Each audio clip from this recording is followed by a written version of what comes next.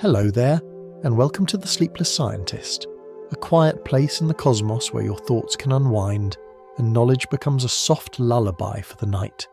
Tonight's journey will take us into the heart of our own home, the Milky Way galaxy, a river of starlight so vast, so ancient, that even after centuries of study we're still discovering new wonders within its glow.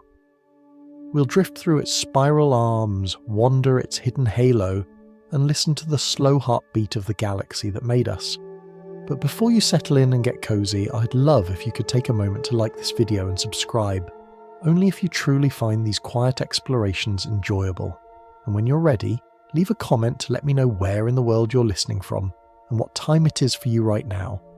It's always such a joy to see all the places we gather from, each in our own little corner of the night. Now, feel free to dim the lights.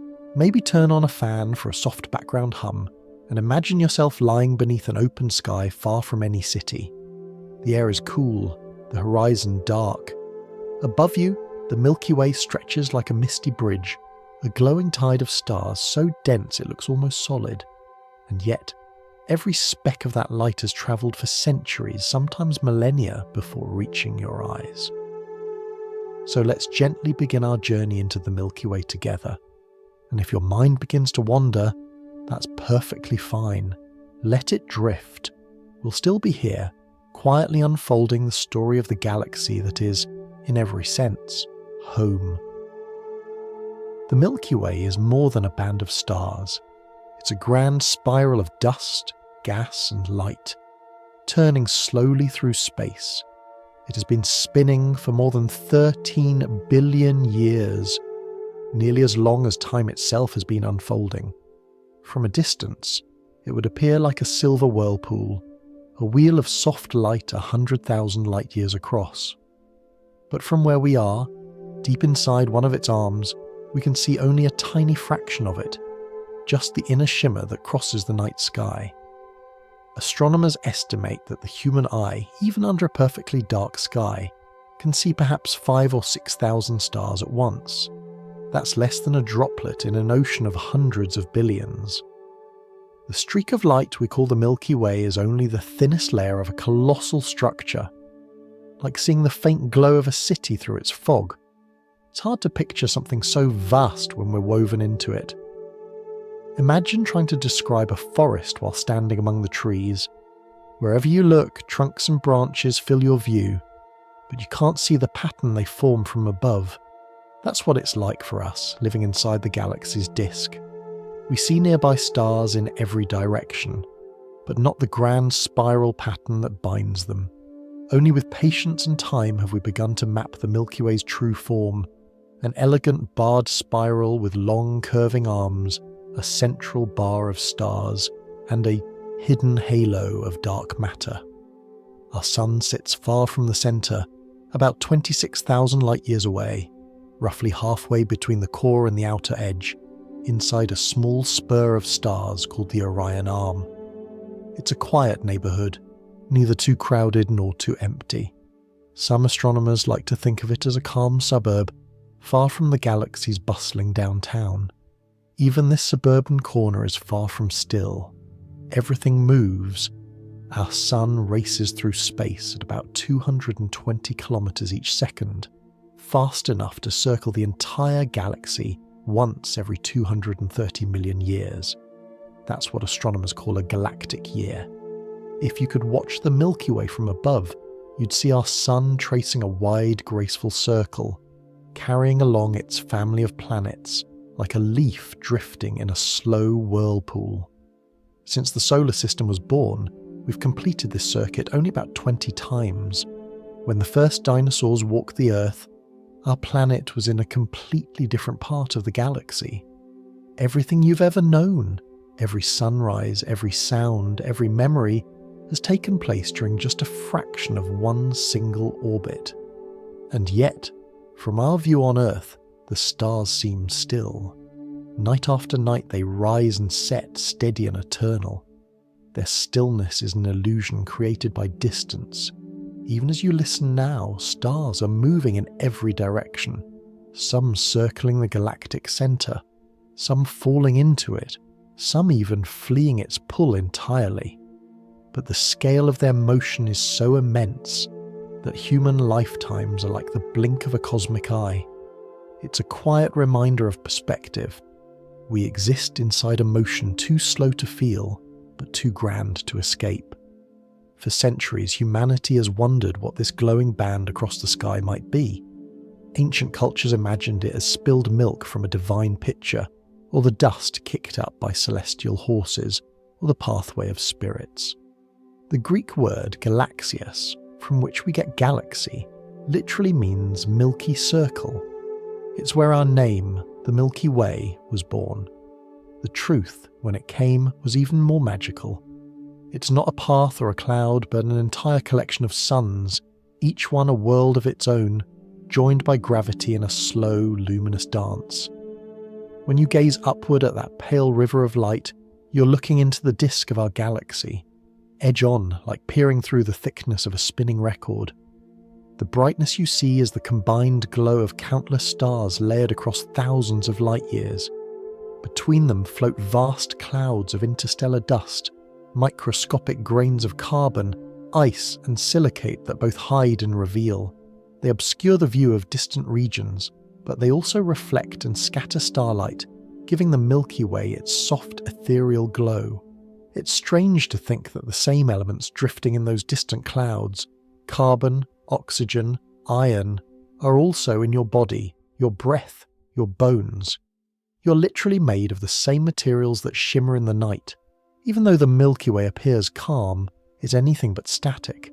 Its spiral arms move like slow ripples, its stars follow looping orbits, and its center hums with energy. But we'll come to that later. For now, it's enough to know that we are passengers on something enormous, something that moves through space with a grace so slow and steady, we can mistake it for stillness. Every moment you breathe, the galaxy itself turns, carrying you along with it. Every heartbeat marks your place in a journey around a luminous sea. So, if you happen to be lying under that quiet sky tonight, and you trace the faint band of light that crosses it from horizon to horizon, you're seeing home. Not just the place we live, but the vast structure that has shaped every element, every atom, every story that ever existed here. The Milky Way isn't above you, it's all around you. You're inside it, part of its spiral, its dust, its gravity, its light. It's easy to forget that, but sometimes, when the night is still enough and you let your thoughts drift outward, you might remember that this quiet band of stars is the story of everything that came before you and everything that will follow after. And as you rest in that thought, the path of our journey opens further, toward the unseen architecture that holds our galaxy together and the strange, delicate order within its swirl. When you live inside something vast, it's hard to know what shape it takes. Imagine being a tiny creature living inside a seashell, tracing its walls with your hands but never seeing the whole spiral. That's what astronomers face when they study the Milky Way. We are buried within its disk, surrounded by stars in every direction. Wherever we look, the night seems the same, a glittering scatter of lights. To understand our galaxy, we must learn to see without sight, to read motion, distance, and colour the way others might read a map. The first step toward that invisible map came centuries ago, when early observers noticed that the Milky Way isn't uniform. Some parts are brighter, some dimmer, and certain dark patches seem to cut across it like shadows on fog. These dark lanes aren't empty space, but vast clouds of dust blocking the light of distant stars. As telescopes improved, astronomers began to realize that those dark swaths weren't just obstacles, they were clues. They traced the outlines of the spiral arms we could not see directly, revealing that our galaxy isn't a simple circle, but a coiling structure filled with ridges, gaps, and waves. Over time, we found ways to measure distances across this fog. Some stars pulse with remarkable regularity, their brightness rising and falling like breathing. These are called variable stars. Certain types, like Cepheids, shine brighter when their pulsations are slower. By timing their rhythm and comparing how bright they appear to us, astronomers can determine how far away they are. It's as if each one carries its own ruler of light. They became the stepping stones of cosmic geography, the first reliable markers for measuring the shape of our galaxy. In more recent years, a quiet revolution has unfolded above us. The European Space Agency's Gaia spacecraft has been drifting through the night since 2013, measuring the positions and motions of over 2 billion stars. 2 billion, so many that even saying the number feels abstract. Gaia doesn't look outward at other galaxies, it looks inward, carefully charting our own. From its data, we've learned that the Milky Way is slightly warped, its disk bent like a soft ripple frozen in motion. We've seen the subtle drift of stars that belong to the thin disk, young, metal-rich and lively, and those that wander farther out in the thick disk, older and slower. Every new release of data sharpens the picture, not a static pinwheel, but a living, breathing entity. When you gaze at the Milky Way from Earth, you're looking through thousands of layers of this structure. Nearer stars might be just a few dozen light-years away. Others are tens of thousands. Their light arrives as a mixture, a faint, complex melody of brightness and colour. Astronomers can decode that light using spectrographs, instruments that split it into a rainbow of wavelengths. Hidden in those colours are tiny signatures, lines and dips that reveal what each star is made of. Hydrogen, helium, iron, calcium, all leave their marks. From these patterns, we can tell not only a star's composition, but its age and origin. Some are rich in heavy elements, meaning they were born later, after generations of supernovae had enriched the galaxy. Others are nearly pure hydrogen and helium, ancient relics from a younger universe. Each star in its light carries a story of time. To make sense of it all, astronomers translate these measurements into three-dimensional maps. Imagine the galaxy not as a flat picture, but as a sculpture of motion. Each star becomes a point in space, moving along its own subtle path. When the data are plotted, we begin to see patterns emerge. Waves, ripples, and streams. Some of these are remnants of small galaxies that merged with ours long ago. Others are disturbances in the disk itself, caused by invisible gravitational tugs. The Milky Way, it turns out, isn't calm at all. It's full of these small, patient movements, a dance that plays out over hundreds of millions of years. From our limited viewpoint, this understanding feels almost miraculous. Without ever stepping outside the galaxy, we've learned its rough diameter, about 100,000 light-years. We know the Sun's distance from the centre, around 26,000 light-years, and its orbiting speed, roughly 220 kilometers per second. We've traced 4 major spiral arms, each home to clusters, nebulae, and star-forming regions, and we found that the spiral arms themselves are not solid structures, but waves of density passing through the disk and gathering stars as they move. Like a slow traffic jam in space, they collect brightness and then release it again, over and over, as the galaxy turns. Still, for all this knowledge, our picture remains incomplete. We can't see the Milky Way's far side directly. Thick curtains of dust block the view. Even infrared and radio telescopes, our tools for peering through the haze, can only paint partial outlines. So, our image of the galaxy is a mosaic assembled from many angles, stitched together with both data and imagination. You might say our understanding is like a patchwork quilt, made from scraps of light, colour and motion. And yet, that mosaic has become remarkably vivid. If you could drift above the Milky Way and look down, you would see a glowing disk speckled with blue-white clusters, its spiral arms faintly traced by dust. The core would shine yellow and dense, packed with older stars, while the outskirts would fade into a dim halo. But from our view here, inside the disk, we only see a cross-section of that beauty. A pale river of light running from horizon to horizon. Perhaps that's what makes it so mysterious. We belong to something immense that we can never fully witness. There's a quiet comfort in that thought, To know that the galaxy is too large to grasp is to accept a certain humility, that not every truth needs to fit in the palm of your hand. The Milky Way is a reminder of scale and patience, of the slow unfolding of discovery. Every new telescope, every new observation brings a small piece of clarity, like turning up the brightness on a dim lamp. And though we'll never step outside our spiral to see it from afar, we can imagine it with astonishing precision. We can even map its hidden pulse. So as you picture that soft band of light in the sky, remember that you're gazing through a structure measured not in kilometers, but in the rhythms of stars, their pulses, their colors, their drift across time. We found ways to translate those silent motions into understanding, to turn darkness into meaning.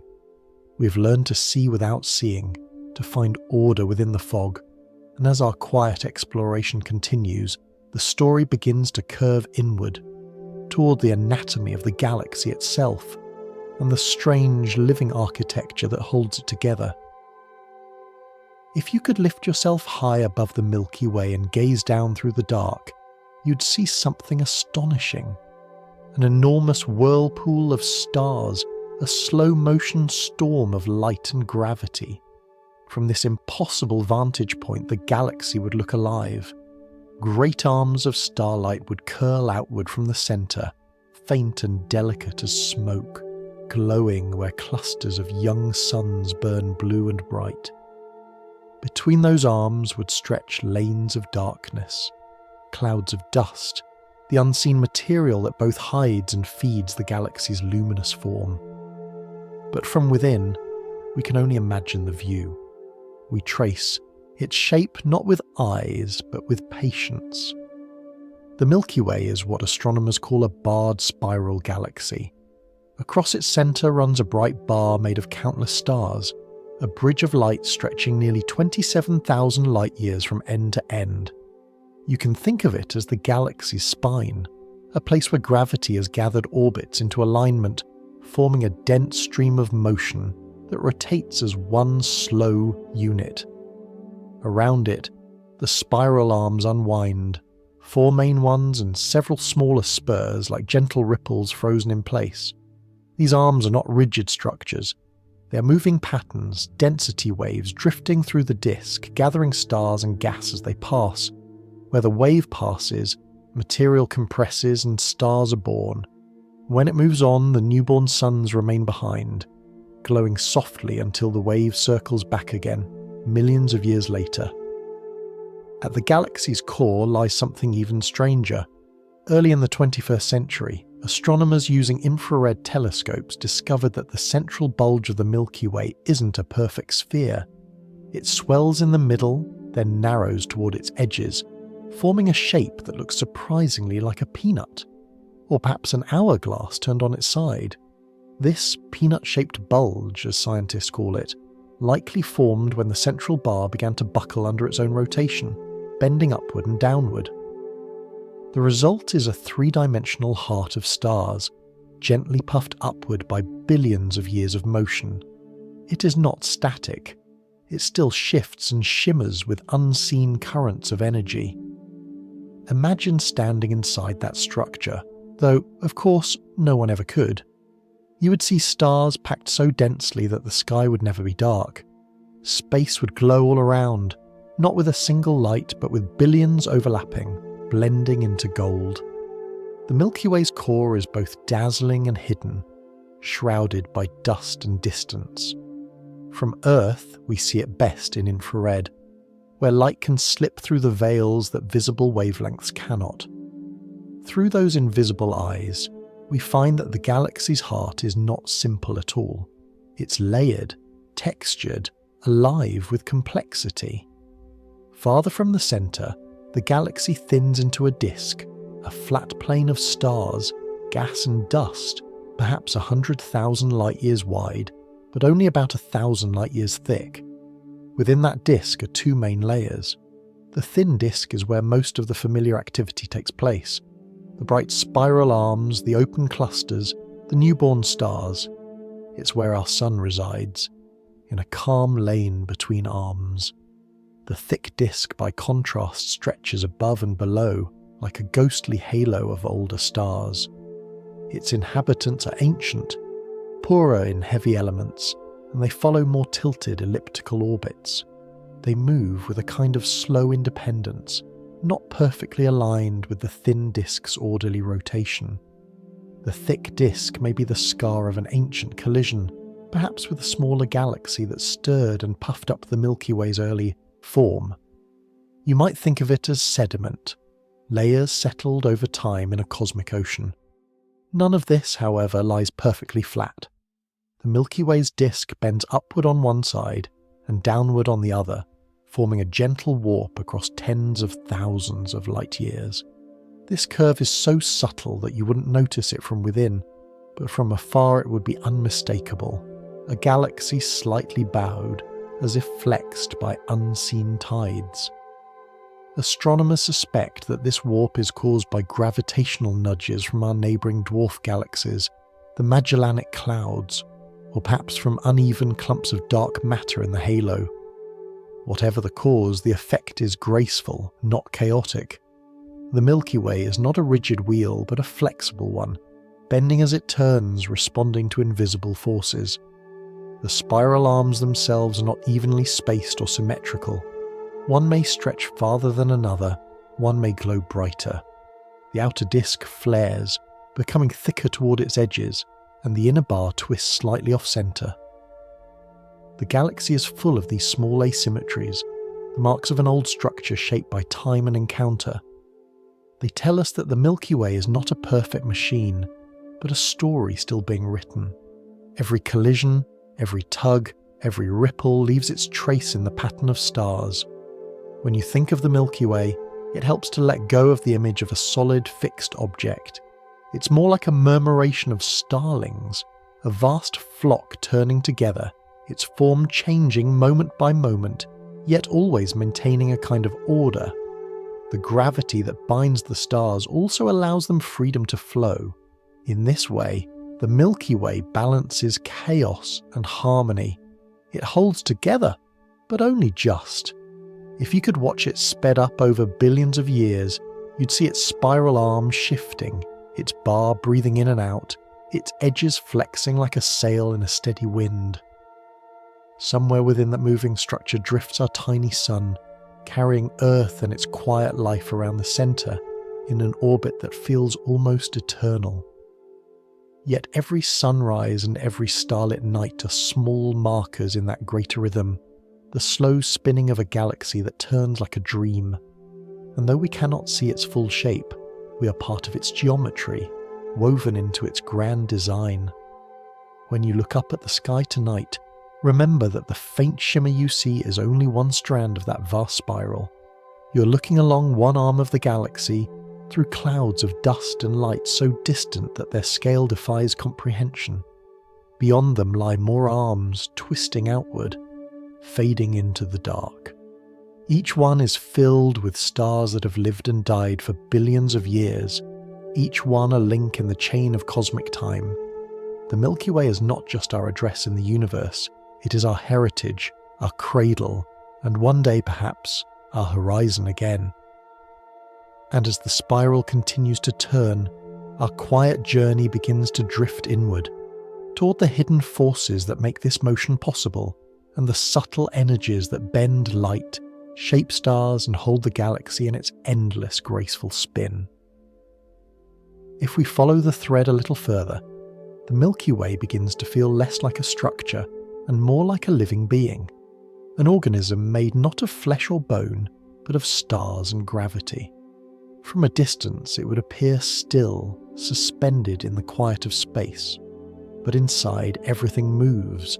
Clouds rise and fall, arms twist, and invisible forces tug gently at the edges. The galaxy breathes, not in air, but in motion and light. The idea of a galaxy breathing might sound poetic, but it's closer to truth than metaphor. Within the Milky Way, gas and dust are constantly cycling between creation and return. When massive stars reach the end of their lives, they explode as supernovae, scattering the elements they forged into the space around them. Those shockwaves stir the surrounding medium, compressing other clouds and triggering new bursts of star formation. The galaxy inhales as gas collapses to form stars. It exhales when those stars release their energy back into the void. Over millions of years, this rhythm forms what astronomers call the galactic ecosystem, a continuous loop of birth, transformation, and renewal.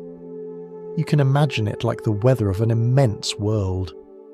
Regions of high and low density form, storms of radiation and dust roll through, and vast superbubbles open where multiple supernova erupt close together. These bubbles expand outward, joining into towering chimneys of hot gas that punch through the thin disk and vent into the halo. From there, the material cools and slowly drifts back down, raining upon the galaxy once more. It's a vast, slow circulation, a galactic fountain rising and falling over spans of tens of millions of years. Through this quiet exchange, the Milky Way keeps itself balanced, its stars seeding the clouds that will one day give rise to new generations. In radio wavelengths, astronomers can trace the invisible breath of hydrogen gas flowing through the disk. It ripples and folds, bending under the weight of gravity and the pressure of magnetic fields.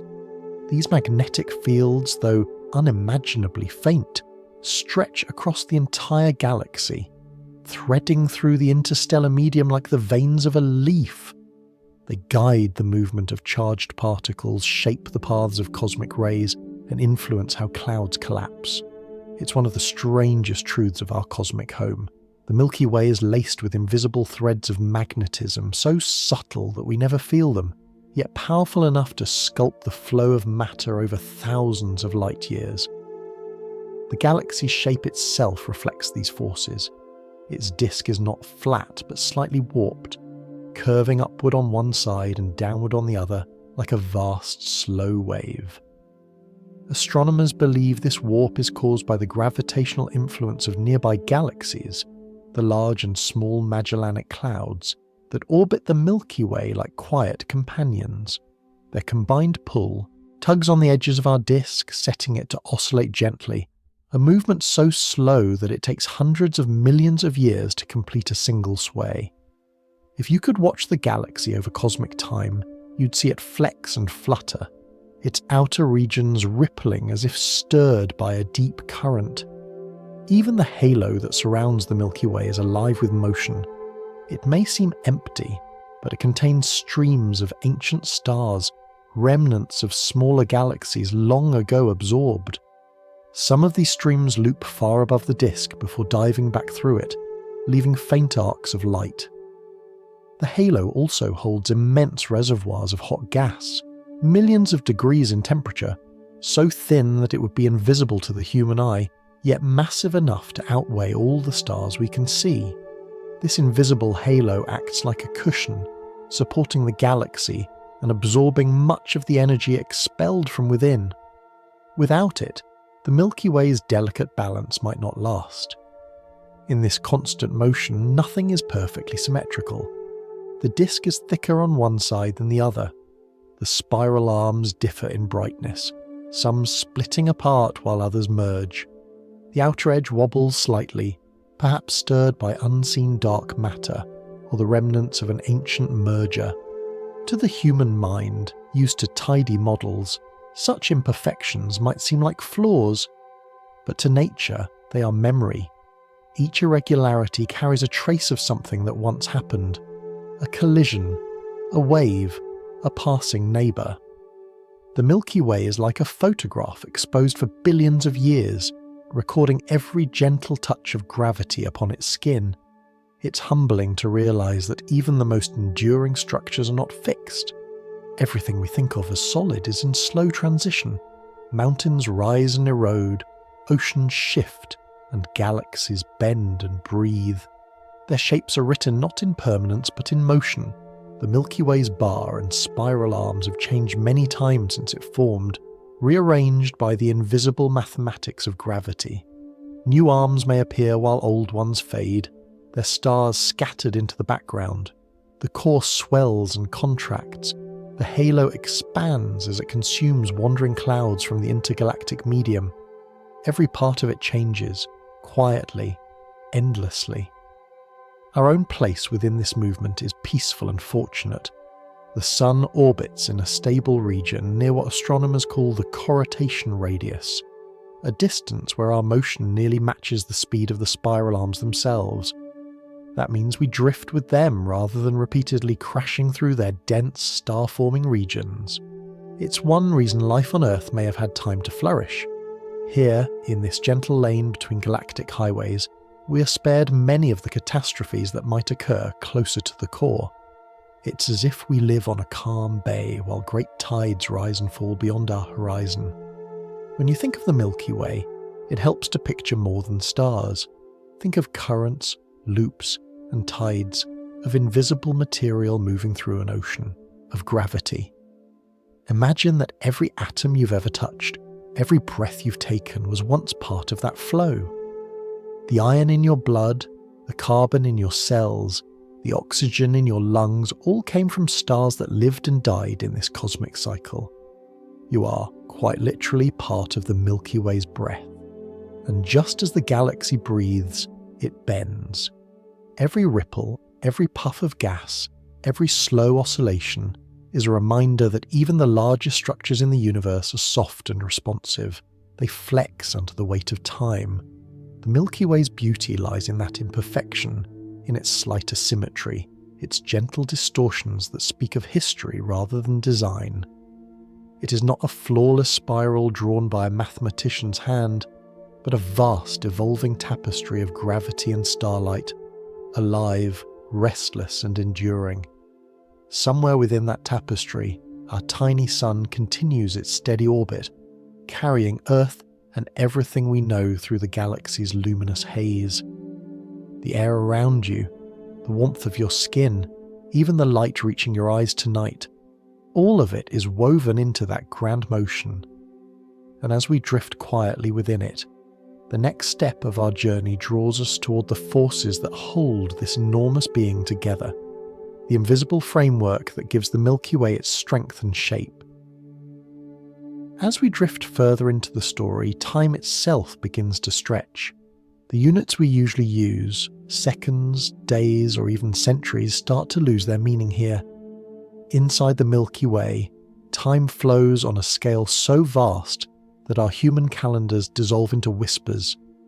The Sun, for instance, moves around the centre of the galaxy at roughly 220 kilometers per second, fast enough that in just 1 second it could travel the distance from London to Athens.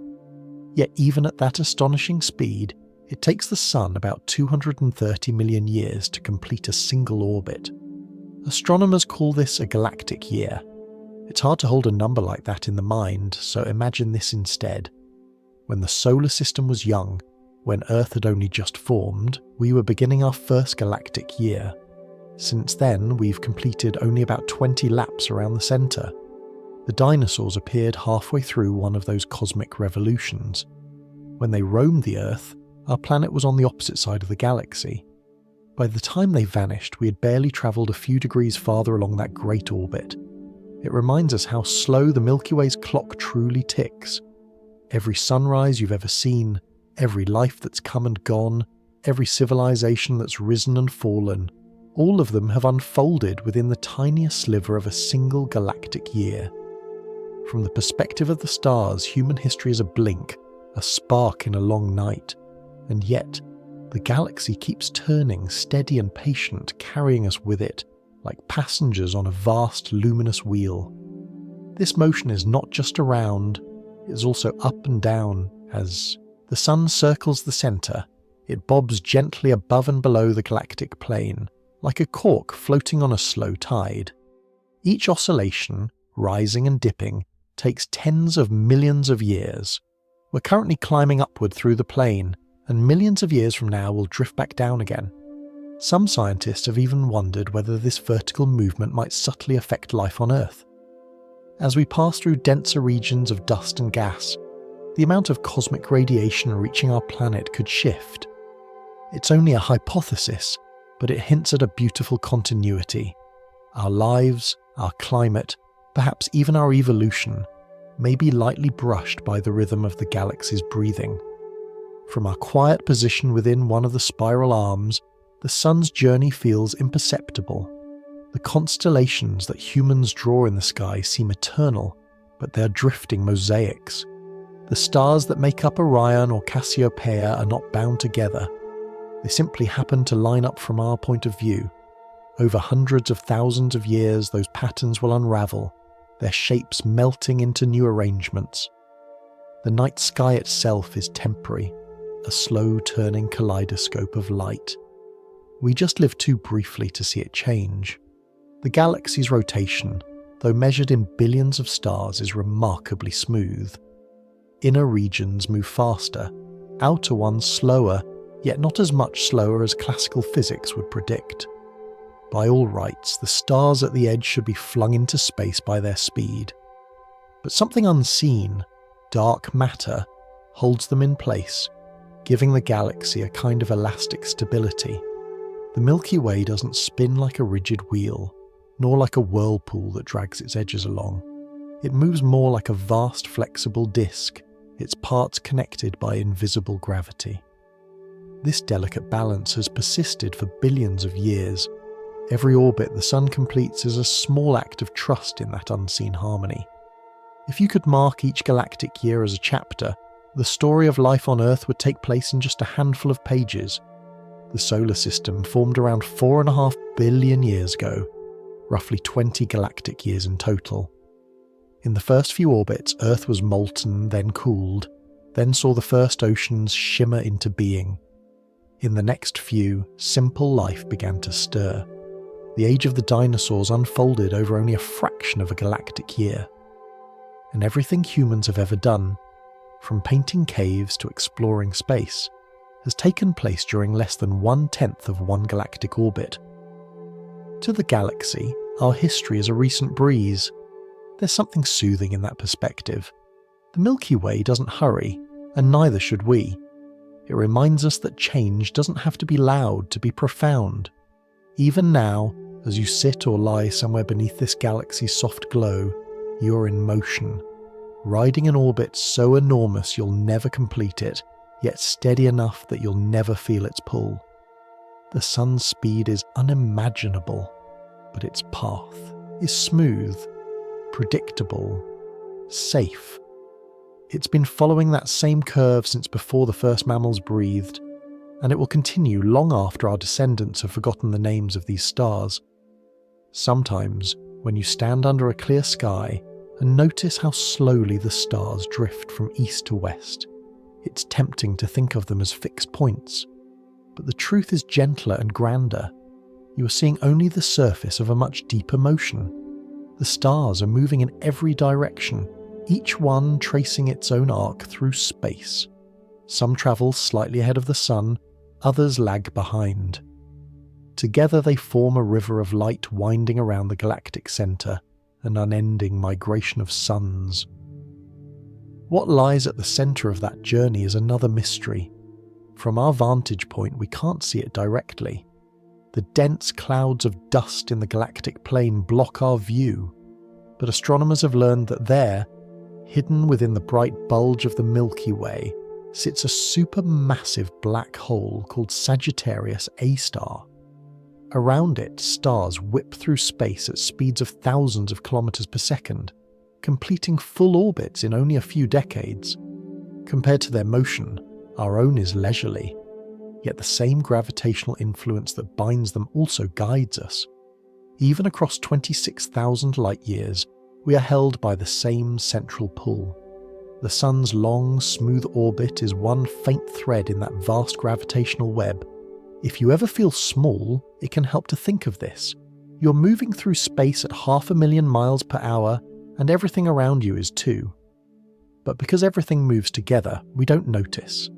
It's like being in a train so smooth that you forget it's in motion, until you look out the window and see the scenery slowly shifting. The scenery, in this case, is the entire galaxy. Each night when the Milky Way stretches across the sky, you can almost feel that slow drift. It's a motion you share with every living thing that has ever existed on this planet. It's the quiet heartbeat of our world in relation to the stars. You don't have to imagine it rushing or roaring. It doesn't. It simply continues, steady as breath. And as the galaxy completes its long turn, its stars rising and falling like waves upon an unseen ocean, the story leads us onward to the strange patterns that ripple through those waves, the spiral arms themselves, and the way they give shape to this grand river of light. From here, the story carries us into the pattern that defines nearly every image you've ever seen of the Milky Way, the spirals themselves. They sweep outward from the galactic centre in glowing curls, luminous highways where new stars are born and old ones drift away. To the imagination, they look almost solid, like carved arms of light frozen in motion. But that's the illusion. In truth, the spiral arms of the Milky Way are not fixed structures at all. They're closer to moving ripples, density waves that flow through the galaxy's disk, guiding gas and stars the way ocean tides shape sandbars along shore. It helps to picture a city at night. Streets shine where the traffic is thickest, where headlights gather and linger. Cars come and go, yet the pattern of brightness remains. The Milky Way's spiral arms behave much the same way. Stars and clouds of gas move in and out of them, slowing slightly as they pass through these regions of higher density, then speeding up again once they've moved beyond.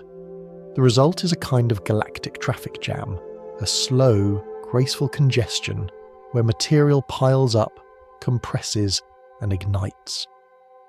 The glowing arms you see in photographs are not permanent lanes of stars but momentary gatherings of light, their shape renewed by motion. Within these crowded arms, conditions are perfect for the birth of stars. Giant molecular clouds drift through space, vast and cold, sometimes hundreds of light years across. When one of these clouds encounters the passing wave of density, its gases are squeezed together and gravity takes over. Clumps form, collapse, and ignite, and newborn stars burst into existence. Their radiation lights up the surrounding clouds, tracing the arm's curve with glowing blue and silver. These bright regions, the Orion Nebula, the Carina Nebula, the Eagle Nebula, are like sparks struck by the friction of motion. Each one lasts only a short while in cosmic terms, but together they maintain the Milky Way's grand design. Our sun moves through this shifting pattern as well, crossing spiral arms over long stretches of time. Scientists estimate that the solar system passes through one of these bright lanes every 100 million years or so. When we do, the sky might subtly change. We might see more stars, more clouds, more stellar nurseries, and perhaps, just perhaps, these crossings influence life on Earth. Some have speculated that the added radiation from nearby supernovae during such passages could leave faint marks in our planet's fossil record. Whether that's true or not, it's a reminder that we're not separate from the galaxy's rhythm. We travel through its tides, and sometimes they wash gently over us. If you could see the Milky Way from afar, the spiral arms would appear uneven and fluid. One may fork into two, another may fade into mist. Some sections are thick with stars, others nearly empty, and between the major arms lie smaller branches and spurs, the cosmic equivalent of side roads. Our own solar system sits on one of these, the Orion Spur, a quiet neighbourhood between two large arms named Perseus and Sagittarius. In this modest lane, star formation continues, but not too fiercely. It's a calm corridor, far enough from the chaos of the inner regions to offer stability. You could say that the Orion Spur is the galaxy's gentle middle ground, a perfect place for something fragile like life to evolve undisturbed. Spiral arms also help the Milky Way maintain its balance. Without them, gas and dust might settle too evenly across the disk, and star formation could falter. But the waves of compression keep the galaxy breathing, expanding and contracting in slow harmony. They regulate the birth of stars, Just as ocean tides regulate the movement of sand and shells, every bright cluster, every glowing nebula is a brief flare in this steady pulse, and when those young stars die, they return their elements to the disk, enriching the next generation. In that way, the arms act not only as the galaxy's structure but as its circulatory system. For centuries, humans could only guess at the Milky Way's form. It wasn't until the 20th century that radio astronomy unveiled its spiral nature. By mapping the faint emission of hydrogen, the most common element in the universe, astronomers could trace where gas gathers and where it thins. Those radio maps showed long, curling structures stretching tens of thousands of light years, confirming that our home was indeed a spiral, though not a perfect one. Even now, its exact number of arms is uncertain. Some maps show 4 major ones, others suggest 2 main arms with smaller branches in between. The Milky Way, like a living thing, resists simple definition. It's neither symmetrical nor still. It is beautifully inconsistent. What makes this pattern so enduring? The answer lies in gravity and time. The spiral arms move slower than the stars themselves. As the stars drift through, their own orbits are gently adjusted by the collective pull of millions of others. This creates a self-sustaining pattern, one that can last for billions of years. It's a phenomenon of rhythm rather than structure, an echo carved into the fabric of motion. The Milky Way's arms are like music frozen in light, a harmony you can't hear but can see stretching across the sky. If you ever look up on a clear night and trace that milky band arching from one horizon to the other, you're seeing along the length of one of those arms. You're looking down the crowded lane where gas, dust and stars flow like slow traffic through space. Every flicker of starlight is part of that procession. Every dim cluster a milestone on a road that circles the galaxy's heart. It's a road without beginning or end, just continuous motion. The arms are not walls or edges, they are pathways through an endless sea. And here, on our small planet tucked inside the Orion Spur, we move with it, turning gently, drifting quietly, unaware most of the time that we are passengers at all. The sun's orbit, the spiral's rhythm, the slow breathing of the galactic disk, all of it happens beneath our feet, silent and constant. In this way, the Milky Way reminds us of something simple and profound. Structure doesn't require rigidity. Harmony doesn't need stillness. The galaxy keeps its shape not by holding tight, but by letting motion and gravity work together, like dancers who never stop moving yet always return to the same pattern. And as this grand dance continues, the path of our journey now curves toward the history written within those stars themselves, the mergers, collisions and quiet absorptions that shaped the Milky Way's past and gave rise to the spiral we see today. The path now carries us into the past, a time when the Milky Way was not yet the graceful spiral we see today, but a restless gathering of fragments. Every galaxy begins this way, assembled from the debris of smaller ones, each collision adding its own stars, gas and story to the whole. The Milky Way, too, is a survivor of many mergers. It has grown by consuming its neighbours slowly, not through violence but through absorption, like streams joining a river, their waters blending until they become one. The light of the stars around you is ancient proof of that long feast. Among the ghosts of those past encounters, one of the most striking is the Sagittarius dwarf galaxy. It was once an independent spiral of its own, smaller and fainter than ours, now caught in the Milky Way's embrace. Over billions of years, our gravity has stretched it thin, pulling its stars into a looping arc that wraps around the galaxy like a ribbon of light. These are the Sagittarius streams, tidal trails winding through the halo, visible only through careful mapping. They show us the shape of an invisible dance, a smaller galaxy slowly torn apart, its stars stripped and scattered until their orbits melt into ours. And yet, those stars still whisper their origin. They move slightly differently, richer in some elements, poorer in others, like travellers whose accent betrays where they came from. Not far from that ribbon lies the signature of an even older event, the Gaia-Enceladus merger. About 10 billion years ago, a dwarf galaxy roughly 1/4 the size of the Milky Way collided with us. The meeting was not a sudden crash, but a slow spiral inward, drawn by gravity and time.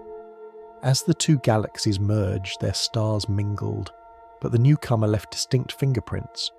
The orbits of its stars were elongated and tilted, moving in patterns that stand out even now.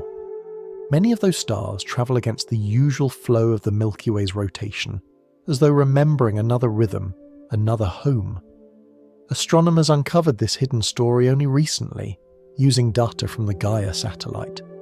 By measuring the positions, speeds, and compositions of millions of stars, they found a group that didn't belong, stars moving through the halo with shared motion and chemical heritage.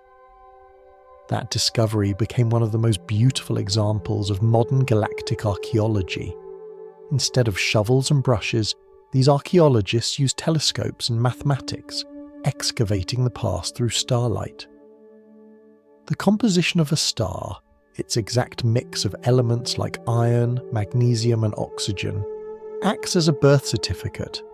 Each galaxy has its own chemical signature, shaped by how quickly it formed, stars and how many supernovae enriched its gas.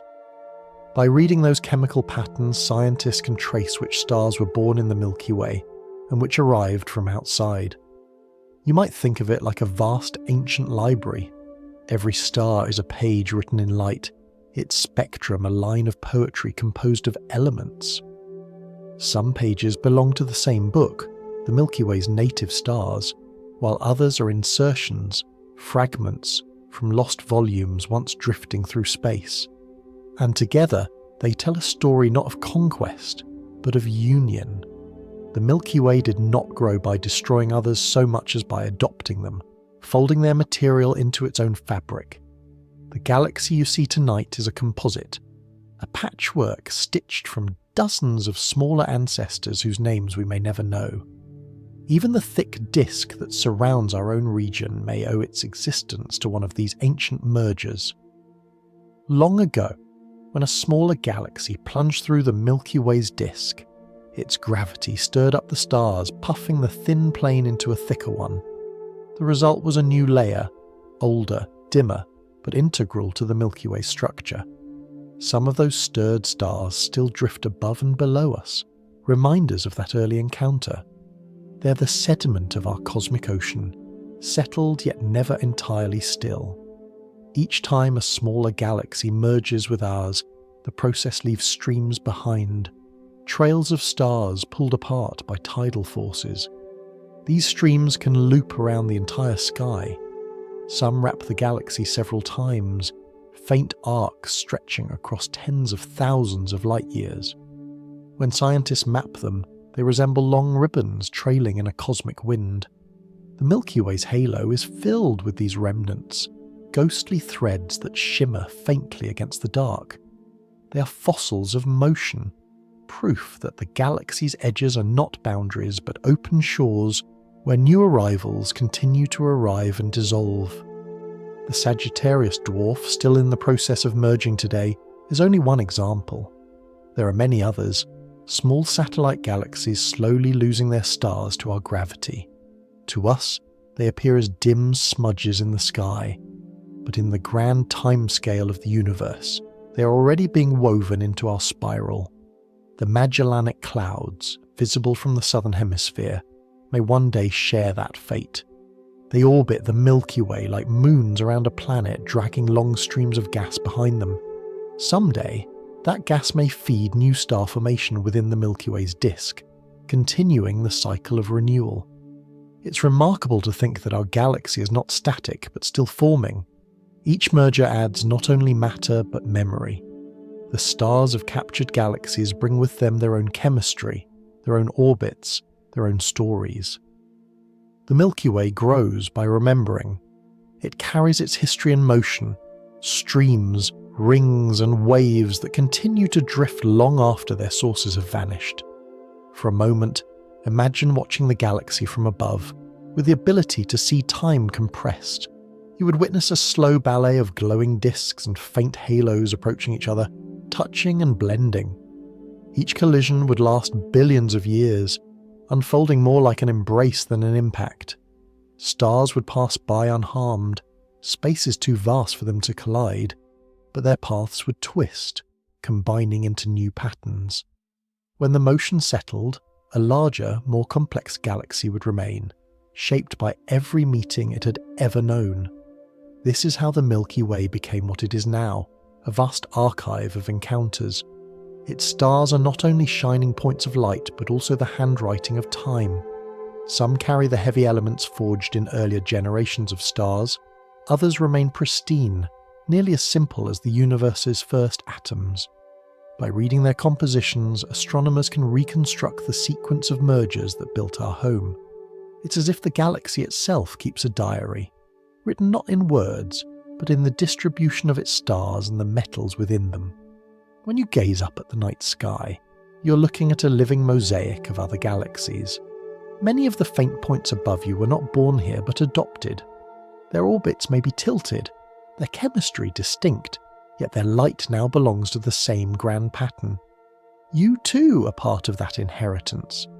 The iron in your blood, the calcium in your bones, the carbon in every cell, all of it once belonged to stars from other worlds, drawn into the Milky Way's long spiral of becoming. And as those quiet stars continue to drift through the halo, the story deepens. There are more ribbons to trace, more forgotten streams to uncover. The next step in our journey follows those ghostly trails, where the memory of ancient collisions still glows faintly, like threads of silk stretched across the dark. If we follow the thread a little further, the Milky Way begins to reveal the true delicacy of its past, a history not written in ruins but in motion. The outer halo of our galaxy, faint and thin, is filled with invisible pathways. They are called stellar streams, long ghostly trails of stars left behind by galaxies and clusters that ventured too close, stretched apart by the Milky Way's quiet strength. Each stream is a memory, an echo of something that once was whole, now unravelling gently into the night. When astronomers first began to notice these patterns, they saw only hints, a handful of stars moving together where none should. Over the decades, new instruments, sharper eyes, and the patient gaze of space telescopes revealed more and more of them, weaving through the halo like silk threads floating on a breeze. Some wrap entirely around the Milky Way, looping several times before fading. Others appear as incomplete arcs, drifting through the dark like pieces of a forgotten circle. They are among the most delicate structures in the universe, cosmic fingerprints of encounters so slow they make glaciers seem restless.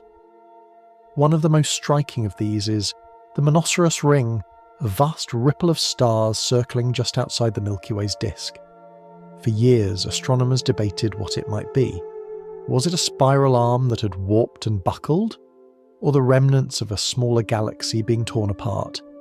The truth seems to be a blend of both, a mix of internal rhythm and external influence. The Monoceros Ring arcs across tens of thousands of light years, wrapping around the galaxy like a half-submerged wave. It's one of many quiet scars left by the Milky Way's long evolution, visible only when we trace the right stars, the right motions, the right clues. Farther out, another stream glides through the halo, GD1, a remnant of an ancient star cluster that once orbited the Milky Way. Unlike the diffuse rings of torn galaxies, this one is narrow, almost thread-like, just a few hundred light-years across, but stretching for tens of thousands. It's so fine that, in maps made by the Gaia spacecraft, it looks like a single drawn line, a pen stroke of stars written across the sky. Yet even this line is not perfectly smooth. Somewhere along it lies a gap, a small missing section that suggests something invisible has passed through it, perhaps a clump of dark matter or an unseen black hole disturbing its gentle symmetry. In this way, Even the quietest stream becomes a detector, emotion sensitive to things we cannot see. And then there is the Helmi Stream, named for the astronomer who first identified it. Its stars move in long inclined orbits, tilted sharply relative to the galaxy's main disk. They travel together in families, looping through space in unison, their shared motion marking them as siblings from a single origin. The Helmi Stream likely comes from a dwarf galaxy devoured long ago, its stars still carrying the rhythm of their parents' orbit. Each one is a wandering survivor, living proof that even after a galaxy disappears, its motion continues, like a melody that lingers after the instrument is gone. Some streams, like these, move with the general flow of the Milky Way's rotation. Others move retrograde, travelling backward against the galactic current. They are the dancers who turn the wrong way in the slow waltz of the stars. Their reversal is not rebellion, but memory. They preserve the direction of the galaxies that once fell inward from other paths. These retrograde stars give astronomers one of the clearest signs of ancient mergers. They tell us that the Milky Way's halo is not a single smooth shell, but a palimpsest of histories layered together. Every orbit, every tilt, every deviation records an event that shaped who we are as a galaxy. If we could see the Milky Way's halo in all its depth, we might find it resembles a gentle snowfall caught in mid-air. Streams crisscross it, curving and fading, their stars glowing faintly like flakes suspended in light. Each one moves to its own rhythm, yet all are bound to the same gravity, the same invisible pulse that holds the galaxy together. The halo, though thin, is immense, stretching hundreds of thousands of light years beyond the disk. Its outer reaches are sparsely populated, a handful of stars scattered across volumes of space so vast that you could travel 100 years at the speed of light and still be among them.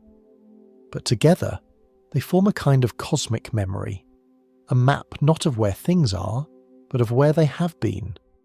Astronomers study these stellar streams not only to learn the Milky Way's history, but to test the unseen framework that shapes it. By tracing their precise motions, scientists can infer how gravity behaves across the galaxy. If a stream curves differently than expected, or spreads more than predicted, it may hint at concentrations of dark matter. Tiny clumps hidden in the halo, each one an echo of the universe's earlier structure. In this way, the Milky Way's forgotten debris becomes a tool for understanding the invisible. The remnants of past collisions turn into signposts marking the shape of the unseen. It's easy to imagine mergers as acts of destruction, but in truth they are acts of blending. When a smaller galaxy is drawn in, its stars are not erased.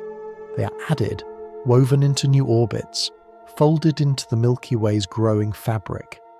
The process takes billions of years, so slow that no single moment can be called an ending or a beginning.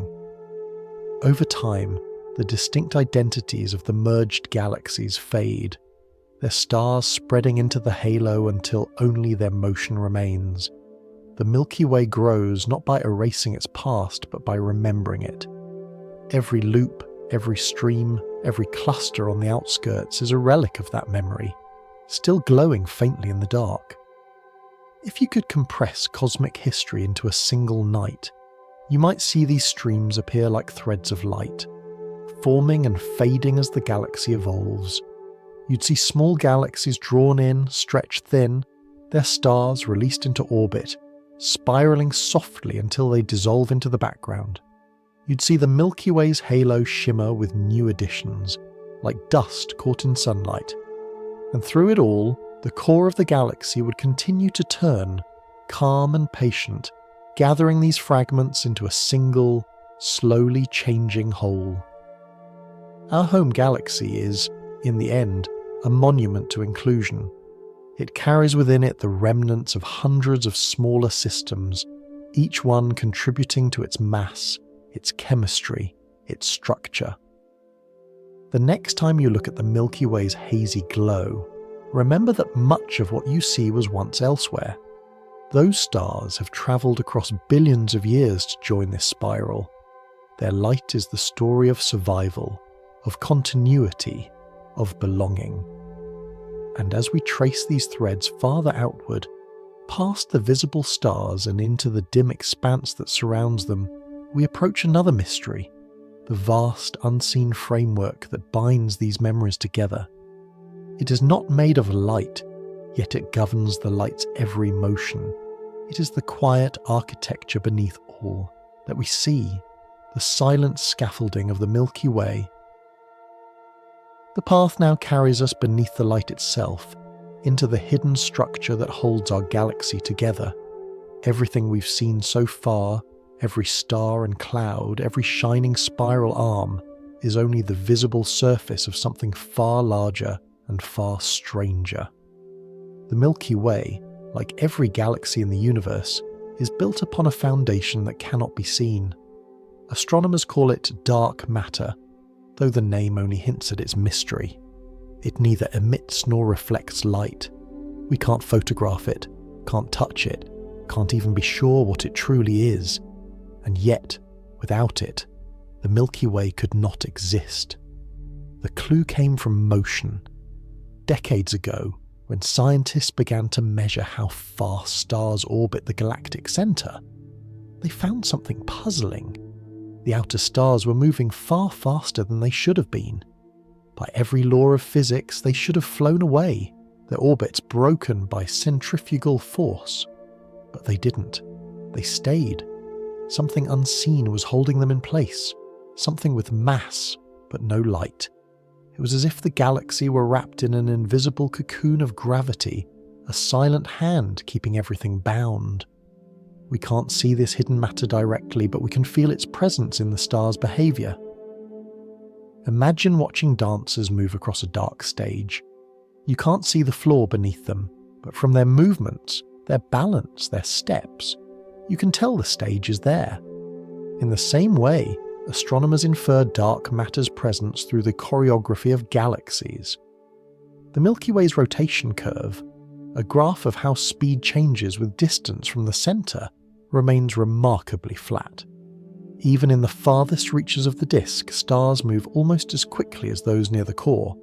It's a clear signal that gravity's pull extends much farther than the visible matter can account for. When scientists model this unseen mass, they find that dark matter makes up nearly 90% of the Milky Way's total weight. The luminous stars, the gas, the dust, everything we can observe accounts for only a small fraction. The rest is invisible scaffolding. It forms an enormous spherical halo surrounding the galaxy, extending hundreds of thousands of light years beyond the visible disk. If you could see it, the Milky Way would look less like a flat spiral and more like a glowing coin floating inside a vast transparent sphere. That halo may stretch so far that it brushes the outskirts of the Andromeda galaxy, the Milky Way's nearest giant neighbour. The nature of this dark matter remains one of the great unsolved mysteries of science. Some theories suggest it could be composed of exotic particles, massive, slow-moving, almost ghost-like, passing through ordinary matter without resistance. Others imagine that it might be something even stranger, visible black holes, or quantum echoes from the earliest moments after the Big Bang. For now, we can only measure its effects, tracing the way it bends light from distant galaxies, or shapes the cosmic web that stretches between clusters. Even though we cannot touch it, dark matter defines the Milky Way's architecture. It is the framework upon which all else is built, the quiet skeleton of creation. Without its gravity, gas would never have condensed enough to form stars or planets. The early universe was filled with thin, uniform gas, expanding rapidly. But dark matter began to clump together under its own gravity, forming invisible wells that gathered ordinary matter into them. The first galaxies were born in those wells. The Milky Way is one of their descendants, a structure sculpted by gravity's unseen hand. You can think of it as a kind of cosmic scaffolding, invisible yet essential. The visible galaxy, the stars, the nebulae, the spiral arms, is like a skin stretched across that hidden frame. Every orbit, every cluster, every stream we've spoken of follows the contours of this dark matter halo. Even the long ribbons of captured galaxies, those ancient streams twisting through the halo, are tracing the shape of something we cannot see. There's a haunting beauty in that idea.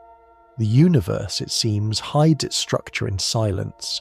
The Milky Way shines not because of what is visible, but because of what is not. Every star's motion, every glowing arm, every gentle curve of the disk is guided by the mass we cannot observe. It's a reminder that the most important things are sometimes invisible, not absent, just beyond the reach of light. When astronomers estimate how much dark matter the Milky Way contains, their numbers vary. Some models suggest the halo weighs around 1 trillion times the mass of the Sun. Others claim nearly twice that. But whether it's 1 or 2 trillion hardly matters compared to the mystery of its presence.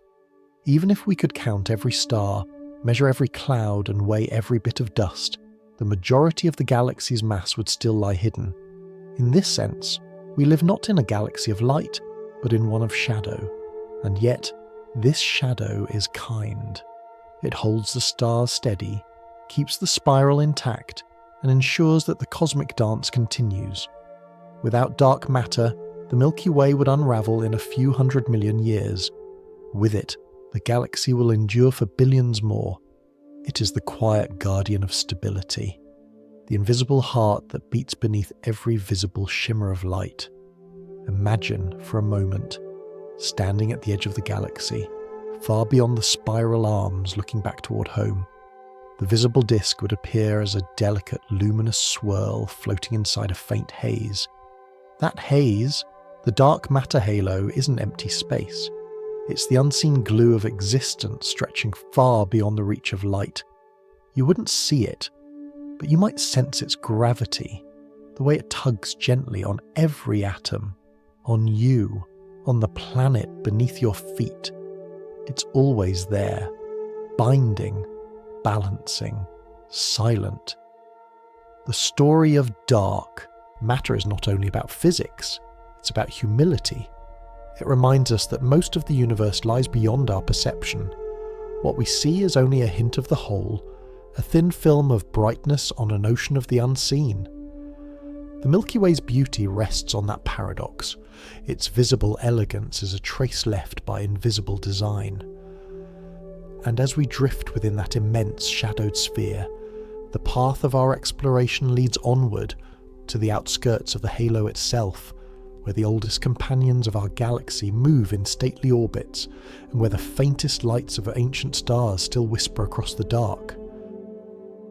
From here, the story opens outward, beyond the bright lanes of the Milky Way spiral, beyond even the faint glimmer of its outermost stars, into a vast and nearly invisible sea. This is the galactic halo, the quiet frontier that surrounds the Milky Way like a shimmering mist of ancient light. It is a place of sparse beauty, where stars are few and far between, and silence stretches farther than imagination. Yet it is also the region that holds our galaxy together, the outer reach of gravity's long arm, where memory, motion, and time meet. The halo is not empty. Scattered through it are some of the oldest residents of the Milky Way, the globular clusters. Each one is a dense, spherical gathering of hundreds of thousands of stars bound tightly by gravity, like a swarm of glowing bees frozen in mid-flight. These clusters orbit far from the galactic centre, some tens of thousands of light-years away, others hundreds of thousands. They move in long, elegant arcs that can take 1 billion years to complete. To the naked eye, they look like tiny smudges in the night sky, faint puffs of light. But through a telescope, each one blossoms into a glittering sphere, a miniature galaxy in its own right, suspended in the dark. Many of these clusters formed over 12 billion years ago, when the universe was still in its youth. They are fossils of the first age of star formation, their light a direct echo of the time when the Milky Way was still assembling itself. Within their crowded centres, stars jostle in close proximity, sometimes less than a light-year apart, A single cluster can outlast entire generations of galaxies, orbiting undisturbed while everything else around it changes. They are the keepers of time, carrying the signature of the early universe in their cores. If you could drift among them, you would see skies unlike any seen from Earth. In a globular cluster, the night never grows dark. The sky would be filled with stars in every direction, hundreds of times brighter and closer than the ones we know. Shadows would vanish in the constant glow, and yet, for all their beauty, these clusters live solitary lives. They move like satellites around the Milky Way, bound but distant, circling in the halo for billions of years, each one tracing a silent path through the cosmic dark. But the halo holds more than just clusters. Between them, scattered sparsely through space, are halo stars, individual suns adrift far from the spiral disk.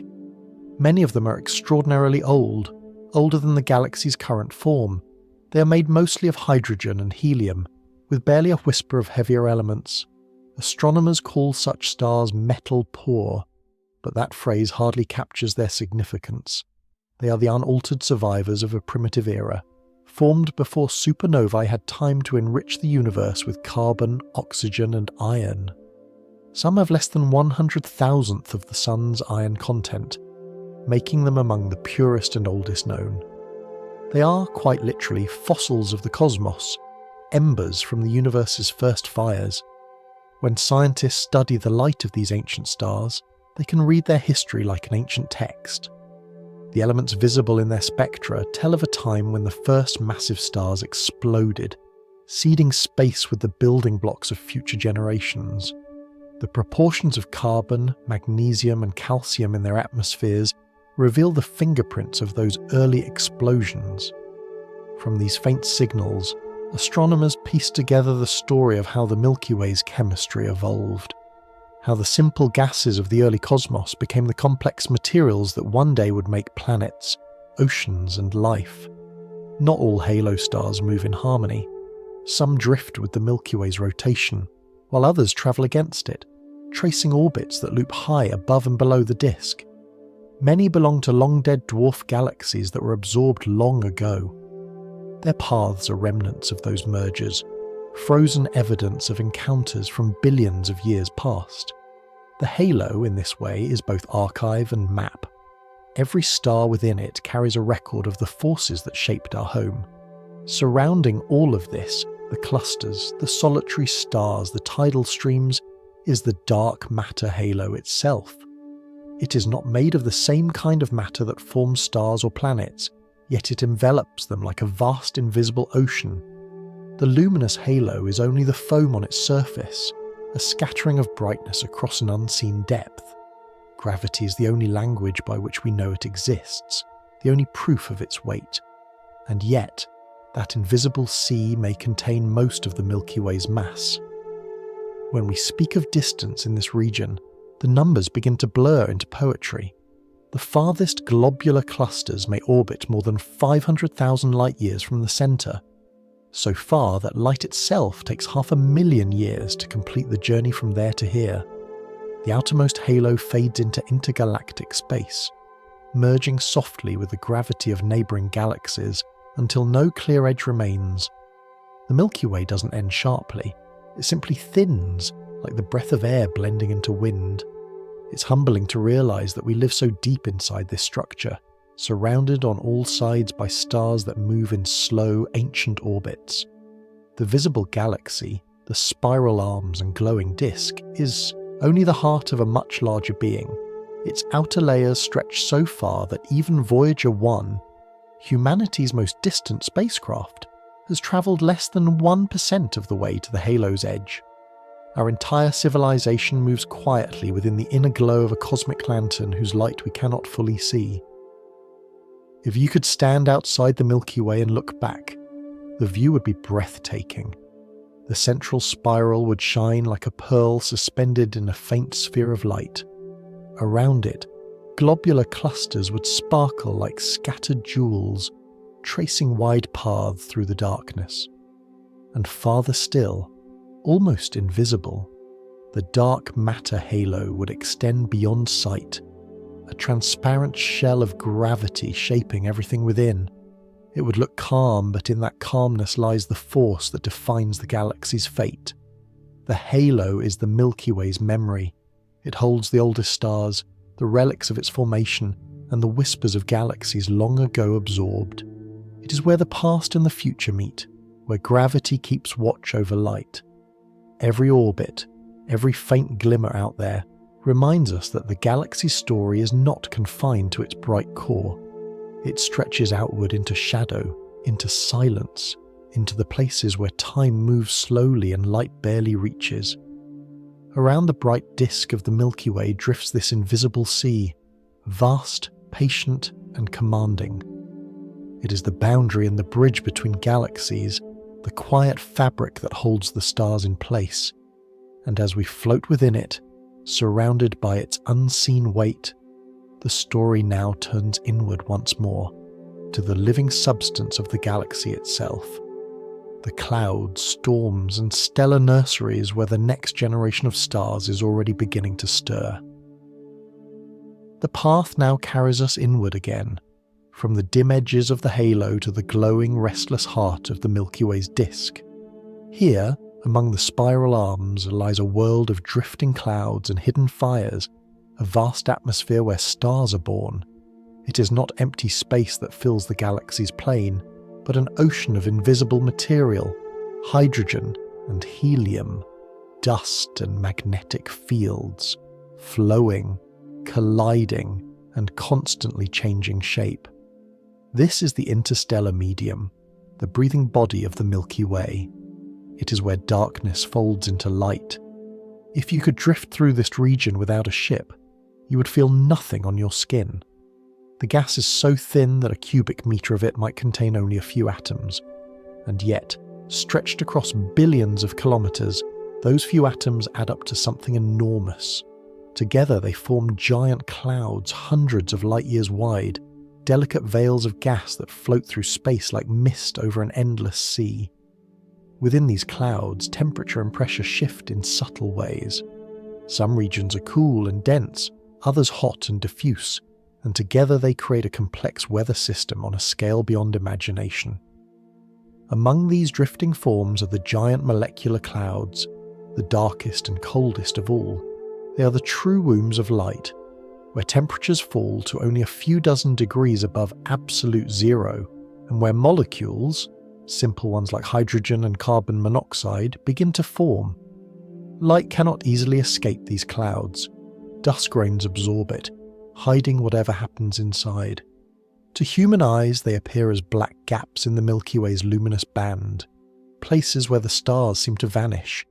But behind that darkness, the story of creation unfolds. Over time, gravity gathers these clouds inward, pulling on tiny irregularities until a knot begins to form. The gas collapses, heating as it falls, until a spark ignites at its center. A new star is born. Around it, leftover material flattens into a disk, where smaller clumps may grow into planets.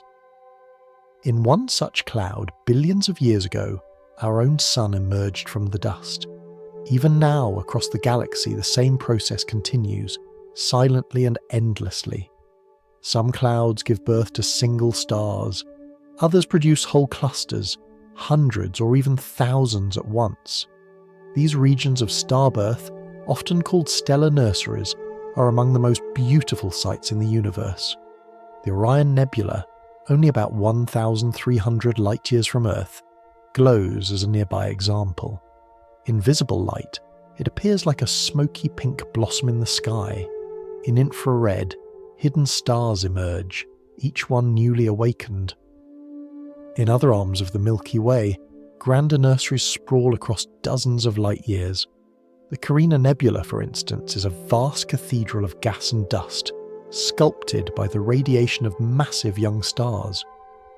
Pillars of shadow rise within it, dense columns where gravity is still at work. To look at them is to see the process of creation mid-breath. Cold material collapsing, light pushing outward, everything balancing between formation and dispersal. But even these acts of creation depend on destruction. When the most massive stars die, they do so in spectacular fashion. As supernovae, explosions so powerful they can briefly outshine an entire galaxy. In those final moments, the star's core collapses and rebounds, hurling heavy elements into space. Iron, nickel, gold, all are forged in that fury. The blast waves race outward, colliding with surrounding gas and triggering new rounds of star formation. In this way, death becomes the gardener of life. The galaxy recycles itself, using endings as seeds for beginnings. Each supernova leaves behind more than ashes. It sends shock waves that ripple through the interstellar medium, shaping it into shells and filaments. When multiple stars in a cluster explode over a few million years, their combined force carves enormous cavities in the disk, superbubbles, sometimes hundreds of light years across. These expanding voids vent their energy upward, punching through the thin layer of the galactic plane and releasing hot gas into the halo. The Milky Way exhales through these wounds, sending matter outward before gravity draws it back again. It is a grand circulation, an exchange of material between disk and halo, between light and dark. Invisible threads of magnetic fields weave through all of this, guiding the flow of charged particles. Though unimaginably weak, these fields shape how clouds collapse and how cosmic rays travel. They act like invisible scaffolds, tracing lines of tension and connection throughout the galaxy. Astronomers detect them by observing polarized radio waves, faint whispers from electrons spiraling through the magnetic web. To think of the Milky Way as simply a collection of stars is to miss this deeper texture. The interplay of forces both gentle and immense, whispering across scales of light years. Dust, too, plays its quiet part. Those tiny grains made of silicates, carbon and ice float between stars, scattering and absorbing light. They are nuisances to telescopes, obscuring distant views, yet they are also protectors. Within their shadows, fragile molecules can survive. Dust hides the earliest moments of starbirth from sight, until the stars grow strong enough to pierce the veil. In infrared light, where wavelengths can slip through the dust, the galaxy's hidden landscape is revealed. A vast network of glowing filaments, each a nursery of potential suns. When you gaze up at the Milky Way on a clear night, the faint haze you see is the combined glow of billions of stars filtered through those clouds of dust. That glow is soft because it is scattered, dimmed, reshaped by countless grains drifting between you and the light's source. Even the colour of the galaxy, the warm honey gold hue of its central bulge and the blue-white shimmer of its arms, is shaped by this interplay of dust and starlight. Every photon you see has been touched, redirected, softened by its journey through this cosmic weather. It's strange to realise that what appears as serenity is, in truth, constant motion. Gas swirls, stars are born and die, clouds drift and merge. The Milky Way is not a static picture, but a living atmosphere. If you could watch it unfold in accelerated time, you'd see the spiral arms flicker like breathing, patches of light blooming and fading as generations of stars ignite and expire. You would see shockwaves ripple outward, gas cooling and collapsing again, and the faint glow of new clusters forming in their wake. And yet, through all that motion, the galaxy remains balanced. Energy never vanishes, it only changes form, from gravity to light, from explosion to renewal. The Milky Way maintains its quiet rhythm, turning chaos into creation over and over. It's a reminder that even in vastness, harmony can exist. Somewhere within those clouds lies the same chemistry that built us, the carbon that will form future worlds, the oxygen that will one day fill new atmospheres, the silicon that might crystallize into alien sands. The galaxy is still making stars, still crafting futures, still scattering possibilities into the dark. And as those clouds drift, the cycle continues. The Milky Way, like every living system, breathes, gathering, releasing, and beginning again. From here, our quiet exploration now turns to that very breath itself, to the rise and fall of energy across the galaxy, the invisible cycle that links the disk to the halo and back again, the great galactic fountain that keeps the Milky Way alive. As we drift further into the Milky Way's living body, we arrive in a realm of soft motion, an atmosphere that moves not with wind or waves, but with energy itself. If you could somehow listen to the galaxy, you might hear it breathing. Each inhale gathers gas and dust into the disk. Each exhale sends it upward, back into the dark. The rhythm is slow and immense, a cycle that has been repeating for billions of years. It is the Milky Way's heartbeat, the quiet exchange between creation and release. At the heart of this motion are vast, invisible engines of energy.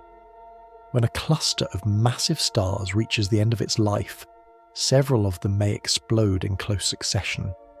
Their combined shock waves carve out an enormous hollow in the interstellar medium, a superbubble, a cavity that can stretch hundreds of light years across. Inside, the gas becomes hot enough to glow in X-rays, while its edges cool and condense into shells. As the bubble expands, it pushes through the galactic disk, sometimes bursting outward entirely, forming a chimney through which energy escapes into the halo. You can picture these chimneys as openings in the galaxy's skin, pathways for heat, radiation, and enriched matter to rise into the vastness above. Through them, the Milky Way vents the pressure built up by its own starbirth. Streams of gas, heated to millions of degrees, pour upward into the halo like steam from a simmering ocean. Once there, they drift and cool, radiating away their energy, condensing once more into clouds. Over tens of millions of years, those cooled clouds sink back toward the disk, drawn by gravity. This grand circulation, hot gas rising, cooling, and falling again, is known as the galactic fountain. In this fountain, the Milky Way maintains balance. The material expelled by dying stars carries heavy elements, iron, carbon, oxygen, created in the final moments of stellar life. When that material returns to the disk, it seeds the next generation of stars with these same ingredients. Each cycle enriches the galaxy a little more, spreading the raw material for planets, oceans, and life. It is a cosmic metabolism, transforming death into nourishment, chaos into renewal. The process is not violent despite the scale. It unfolds slowly, gracefully, like a pot of water reaching a quiet boil. The hot gas rising through the chimneys moves at hundreds of kilometers each second, but from a galactic perspective that motion is serene, a whisper in an ocean of time. Seen in soft X-ray light, the halo glows faintly, revealing enormous arcs of hot plasma billowing above and below the disk. They are the visible traces of the Milky Way's breath, the shimmering sighs of a living galaxy. You might imagine the disk itself as a membrane, pulsing gently as these flows pass through. Where bubbles break open, new pathways form. Where they close, material sinks and replenishes the lower layers. Some of the gas escapes entirely, flowing into intergalactic space, but much of it returns, completing the cycle. It is a reminder that the Milky Way is not sealed off from its surroundings. It exchanges matter with the greater universe, just as Earth trades air and water between sky and sea. In the regions where the returning gas rains back down, we often find bursts of new star formation. As the cool clouds fall, they collide with the outer layers of the disk, compressing the gas there and triggering gravitational collapse. Each drop of this galactic rain can give birth to new stars. In this way, the fountain not only balances the galaxy's energy, but also sustains its vitality. The Milky Way breathes, and with every exhalation comes the promise of creation. Astronomers observe hints of this process using radio telescopes tuned to the faint emission of hydrogen atoms. They see high-velocity clouds moving toward the galactic plane, pockets of cold gas falling through the warmer layers. They measure the glow of ionized gas streaming upward in the opposite direction, tracing the outlines of invisible chimneys. It's a delicate picture, assembled from fragments of light across the electromagnetic spectrum. Yet even with all our instruments, we can only glimpse parts of the whole. The galaxy's breadth is too vast, its rhythm too slow, for any single lifetime to witness in full. Still, we know it happens. We see the evidence in the distribution of elements, in the temperature of the halo, in the restless motion of clouds above and below the plane. The Milky Way's metabolism connects every part of it. The blazing heart of the core, the spiral arms, the faint outer regions. Nothing exists in isolation. Every star you can see, and every molecule of dust between them, participates in this ongoing cycle. The atoms that rise from one generation of stars will one day return to form another. When you think about it, this cycle mirrors the processes we know on smaller scales. The Earth too breathes. Forests exhale oxygen. Oceans release vapor that falls again as rain. Even our own lungs follow the same rhythm. Inhale, exhale, repeat. Each breath we take, each gust of wind on this planet, is a miniature version of the galaxy's grand circulation. We are made of the same material, bound by the same pattern. The Milky Way's respiration is, in some deep sense, our own. If you could stand far above the galaxy and speed up time, you'd see it shimmer with motion. Bubbles rise, burst and fade. New ones form elsewhere. Streams of gas spiral upward, cool and descend like a slow heartbeat, glowing through layers of cloud. You'd see the spiral arms flicker as new stars ignite, their light briefly illuminating the fog before dimming again. The rhythm would be hypnotic, a pulse that never stops, only slows or quickens with the ages. In this way, the Milky Way remains alive. It is not static, it evolves breath by breath. The matter in your body was once part of this great exchange. Atoms that once floated in the halo, cooled and fell back to the disk before finding their way into a cloud, a star, and eventually you. When you exhale, those same atoms return to the air, beginning their long journey again. Even as you breathe, your galaxy exhales too. The same cycle that moves gas between stars moves through you, connecting the vast to the intimate. The Milky Way's breath is invisible but enduring. It keeps the galaxy balanced, nourished and bright. It reminds us that motion and rest are two sides of the same truth, that even silence is full of rhythm, and as we follow that rhythm inward, we approach the very centre of this vast organism, where gravity deepens into mystery and a great dark heart beats in quiet power. The path now carries us inward, through the glowing dust, past the star-filled lanes, into the hidden centre of the Milky Way. For all the beauty we've seen, every arm and every cloud revolves around this one location. It is the still point of our galaxy's turning, the gravitational heart that anchors billions of stars. Yet here, at the very core, there is almost no light.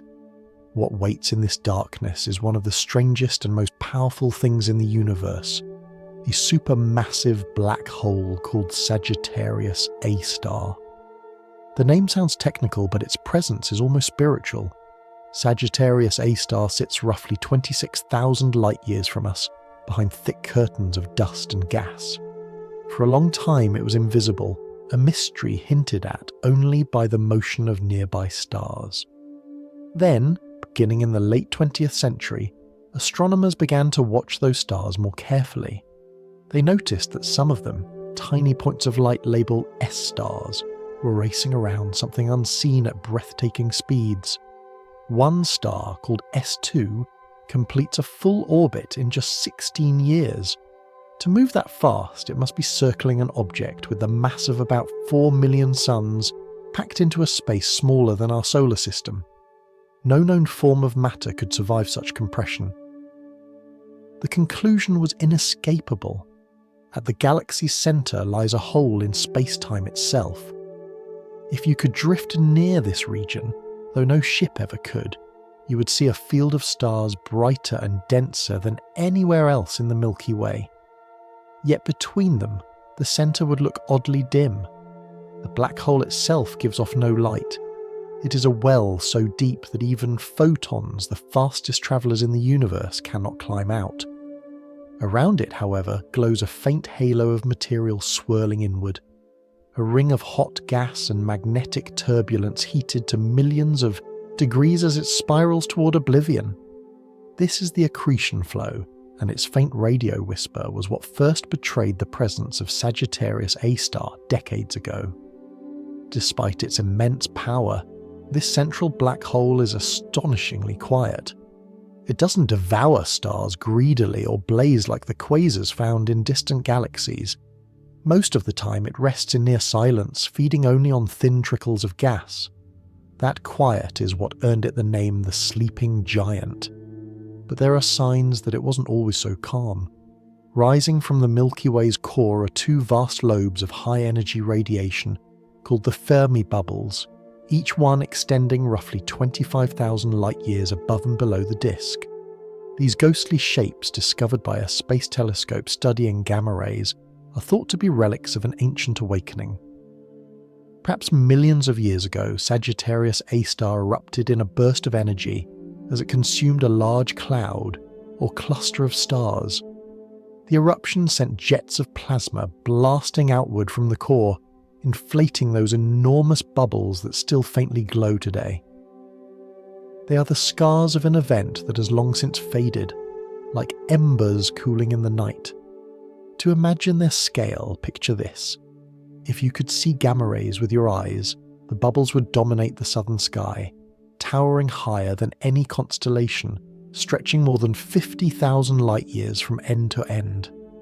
And yet, from within the galaxy, they are invisible to ordinary sight.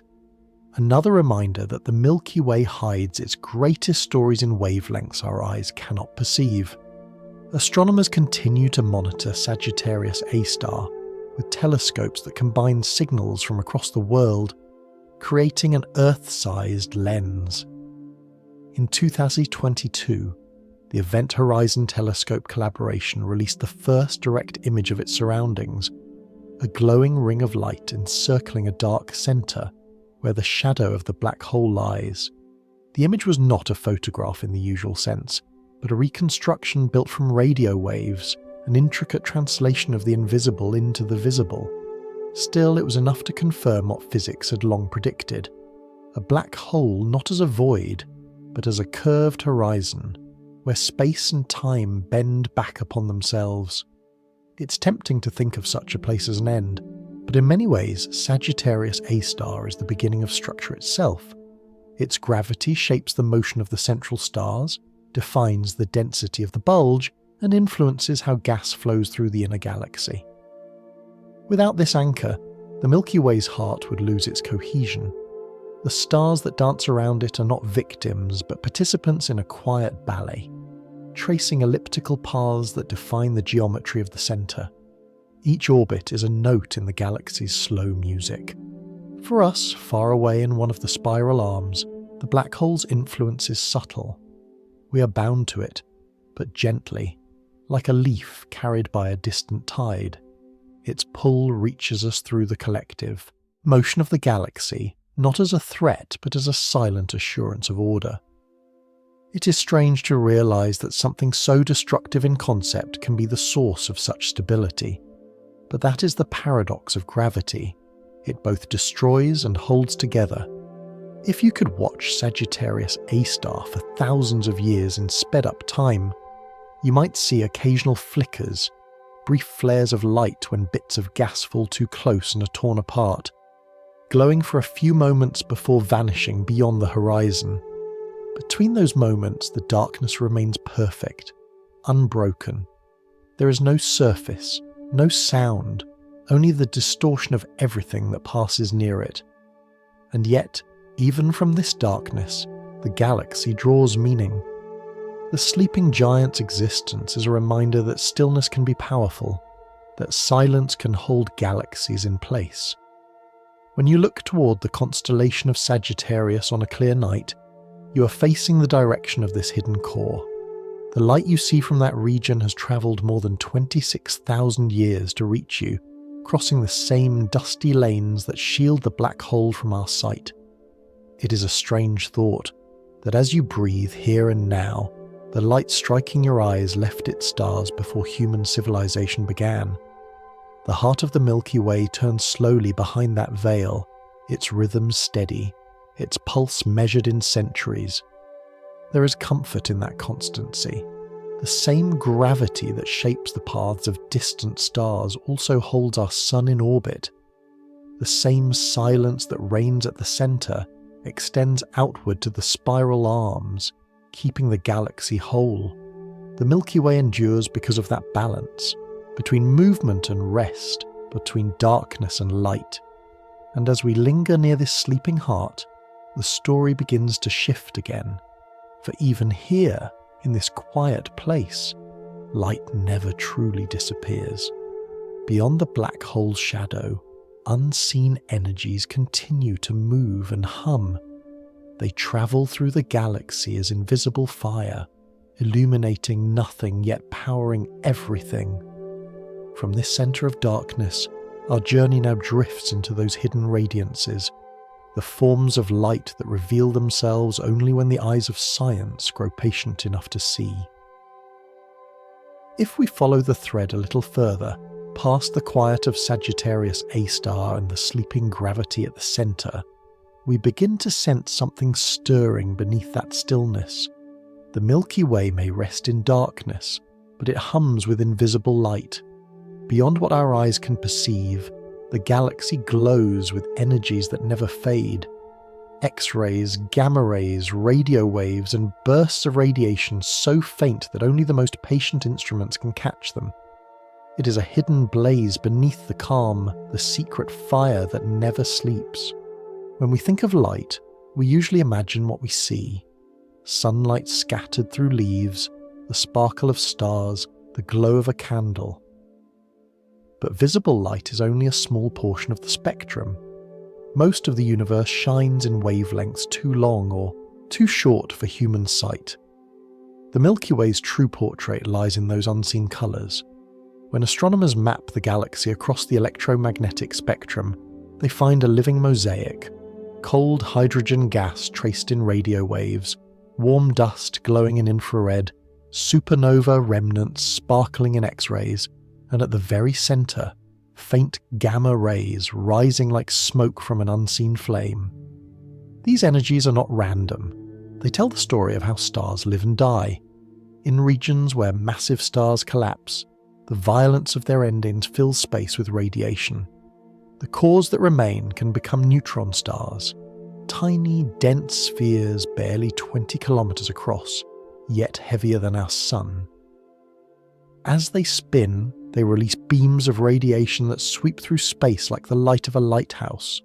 When those beams cross Earth, we detect them as pulses, steady, rhythmic signals, some beating hundreds of times each second.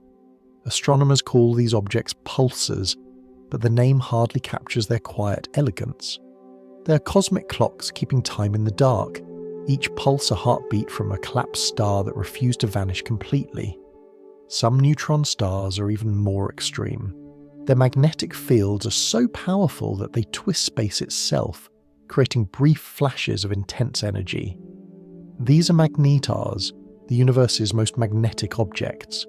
Occasionally one will flare so brightly in X-rays that it outshines everything else in the galaxy for a moment, then fade back into silence. Such eruptions remind us that even the faintest points of light can harbour forces beyond comprehension. Farther from the core, other kinds of hidden brilliance emerge. In binary star systems where two suns orbit one another, the larger or denser companion often pulls gas from its smaller partner.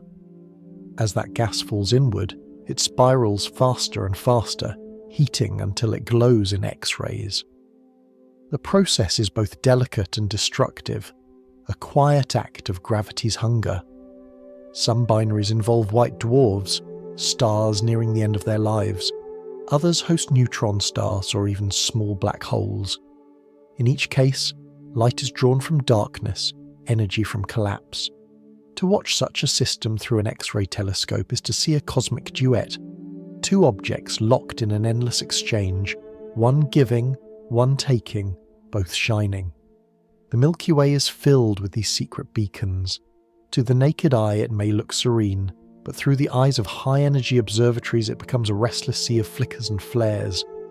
X-ray maps show hundreds of bright points scattered across the disk, remnants of supernovae, binary systems and pulsars, each telling a fragment of the galaxy's story. The combined glow forms a soft background that permeates the sky, a steady murmur of creation and destruction woven together.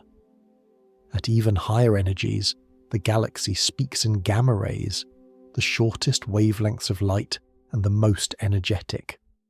They are produced in cataclysms, particles moving near the speed of light, colliding and decaying, releasing photons far more powerful than any visible ray. These gamma rays trace the Milky Way's spine, outlining its shape like the faint phosphorescence of a deep-sea creature. Some come from ordinary processes, cosmic rays striking interstellar gas, but others hint at mysteries yet unsolved. There is even a faint glow of gamma radiation emanating from the centre of the galaxy, a haze that some scientists have wondered might be connected to the decay of dark matter particles. It is speculation, yes, but the possibility is enough to remind us how much of our home still lies in shadow. The story of invisible light is also the story of our expanding senses. Each generation of telescopes opens a new window. Radio observatories reveal the structure of the arms. Infrared telescopes pierce through dust to find the warm hearts of newborn stars. X-ray satellites expose the scars of ancient explosions, while gamma-ray detectors show us the afterglow of the universe's most violent events. Together, they paint a portrait of the Milky Way not as a tranquil swirl, but as a dynamic system of storms and harmonies, a grand symphony playing across frequencies our ears and eyes were never designed to hear. And yet, despite all this activity, the galaxy remains remarkably balanced. The high-energy bursts that light up the sky are rare and fleeting. Most of the time, the Milky Way's radiance is steady, its invisible light flowing quietly, like background music that holds the larger composition together. Even the black hole at its centre, so quiet in visible light, hums softly in radio and X-ray frequencies, reminding us that stillness is never truly still. It's humbling to realise that every star, planet and living thing glows faintly in wavelengths beyond sight. The human body itself radiates in infrared. Our warmth is a form of light, too soft for our eyes, but not for the universe. The Milky Way, in all its scales, does the same. It shines across every frequency, from the deepest radio waves spanning thousands of kilometres to gamma rays so energetic they could pass through the walls of your home. Light is the common language of everything that exists, the way matter speaks its presence, the way energy leaves a trace. If you were to float far above the galaxy and look with perfect vision, seeing all wavelengths at once, you would witness a breathtaking spectacle. Ribbons of radio light curling around clouds, veins of infrared warmth tracing hidden dust, flashes of X-rays where stars are born and die, and the soft shimmer of gamma rays outlining the disk. You would see the Milky Way for what it truly is, a living constellation of energies layered and interwoven, radiant in ways our eyes can only imagine. And within that invisible glow lies a gentle lesson. Even silence hums with motion. Even darkness burns. The universe doesn't depend on our senses to exist. It continues to shine in every colour we cannot see, every tone we cannot hear. The Milky Way's unseen light is not separate from us. It is part of the same continuum that warms our skin and stirs the atoms of our breath. As we let this understanding settle, the story begins to widen again. For beyond our galaxy, in the larger cosmic neighbourhood, Other galaxies drift with us through the void, companions in the night, moving together through space as members of a single immense family. And as the Milky Way continues its slow rotation, it carries us toward that wider company, the graceful dance of galaxies that bind the local universe together. The path now carries us outward again, from the glowing centre of the Milky Way to the soft edges of its domain. Beyond the invisible halo, beyond the last scattered globular clusters, our galaxy drifts through a larger family of worlds. We're not alone here. The Milky Way belongs to a small gathering of roughly 50 galaxies, bound together by gravity and shared history. Astronomers call it the local group, but the name feels almost too modest for what it represents. An island of light floating through an ocean of cosmic darkness. The local group stretches across 10 million light-years, a quiet archipelago of galaxies adrift in the vastness. At its heart lie three great spirals: the Milky Way, the Andromeda galaxy, and the Triangulum galaxy. Around them cluster dozens of smaller companions, dwarfs, irregulars, and faint smudges of starlight so dim that some were only discovered in the last few decades. They move together like schools of fish, each following its slow orbit through the shared gravitational sea.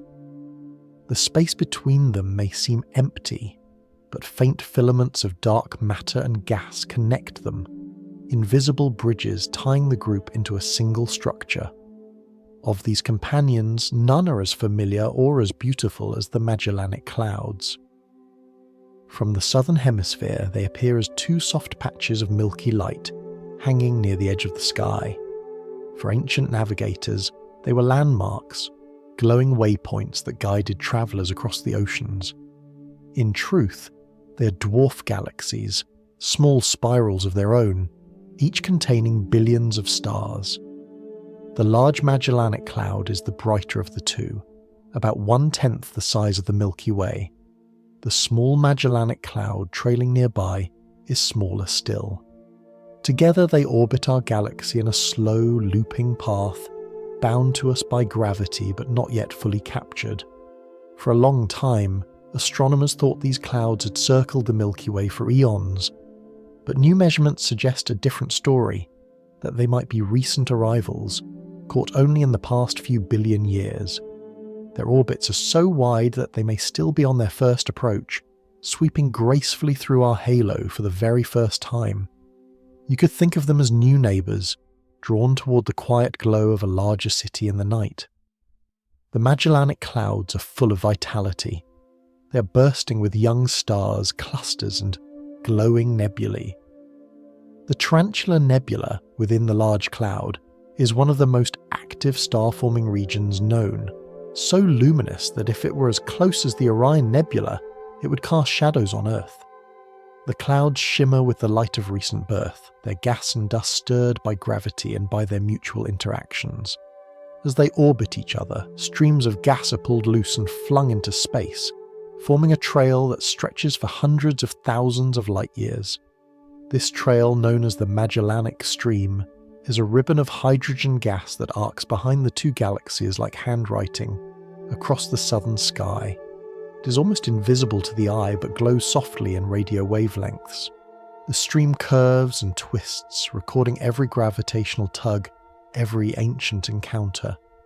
Some of its gas is falling toward the Milky Way's halo even now, where it may one day rain down to fuel new generations of stars. In this way, the Magellanic Clouds are not just companions, they are contributors, feeding our galaxy's ongoing life. The dance between these galaxies is slow, measured in millions of years per step. Their mutual gravity distorts their shapes, stretching their outer edges, warping the Milky Way's disk ever so slightly. If you look closely at radio maps of our galaxy, you can see that its outer rim is not perfectly flat.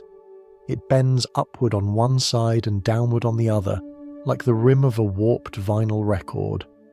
That subtle twist is thought to be the echo of their pull, a reminder that even galaxies feel the touch of their companions. Beyond the Magellanic pair, Many smaller dwarfs orbit the Milky Way, tiny dim collections of stars that cling to our halo like sparks around a fire. Some are so faint they contain only a few thousand stars, others are larger, with complex histories of their own. They move in elongated paths, some falling inward, others drifting outward, all caught in the slow ballet of the local group. Many of these dwarfs are being torn apart, their stars forming long, delicate streams that merge with the Milky Way's halo. The galaxy is still growing, still absorbing these companions with patient grace.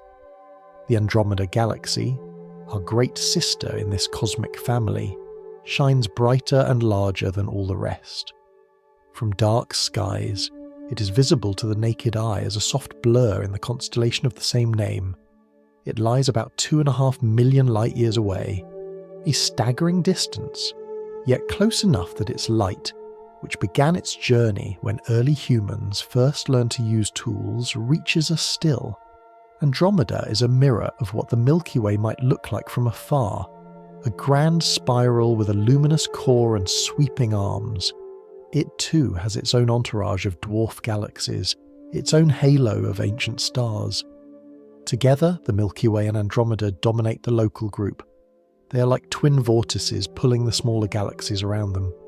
Between the two lies a region of gravitational balance, a place where the pull of one cancels the other, a midpoint in their long approach.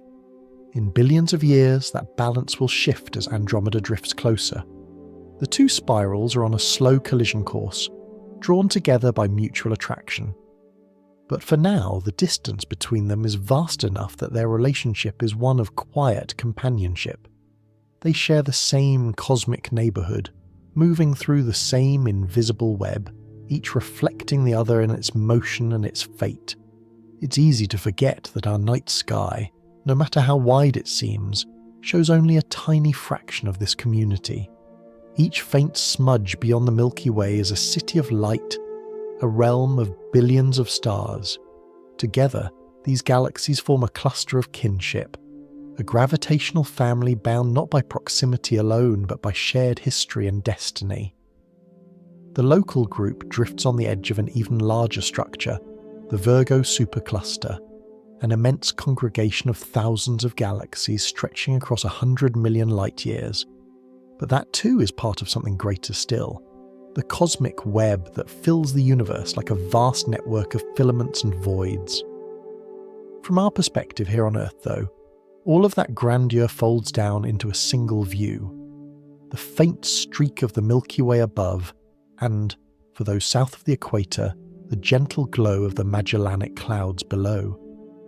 Those two small patches of light are a reminder that our galaxy is not alone, that even in the dark vastness of space there is companionship.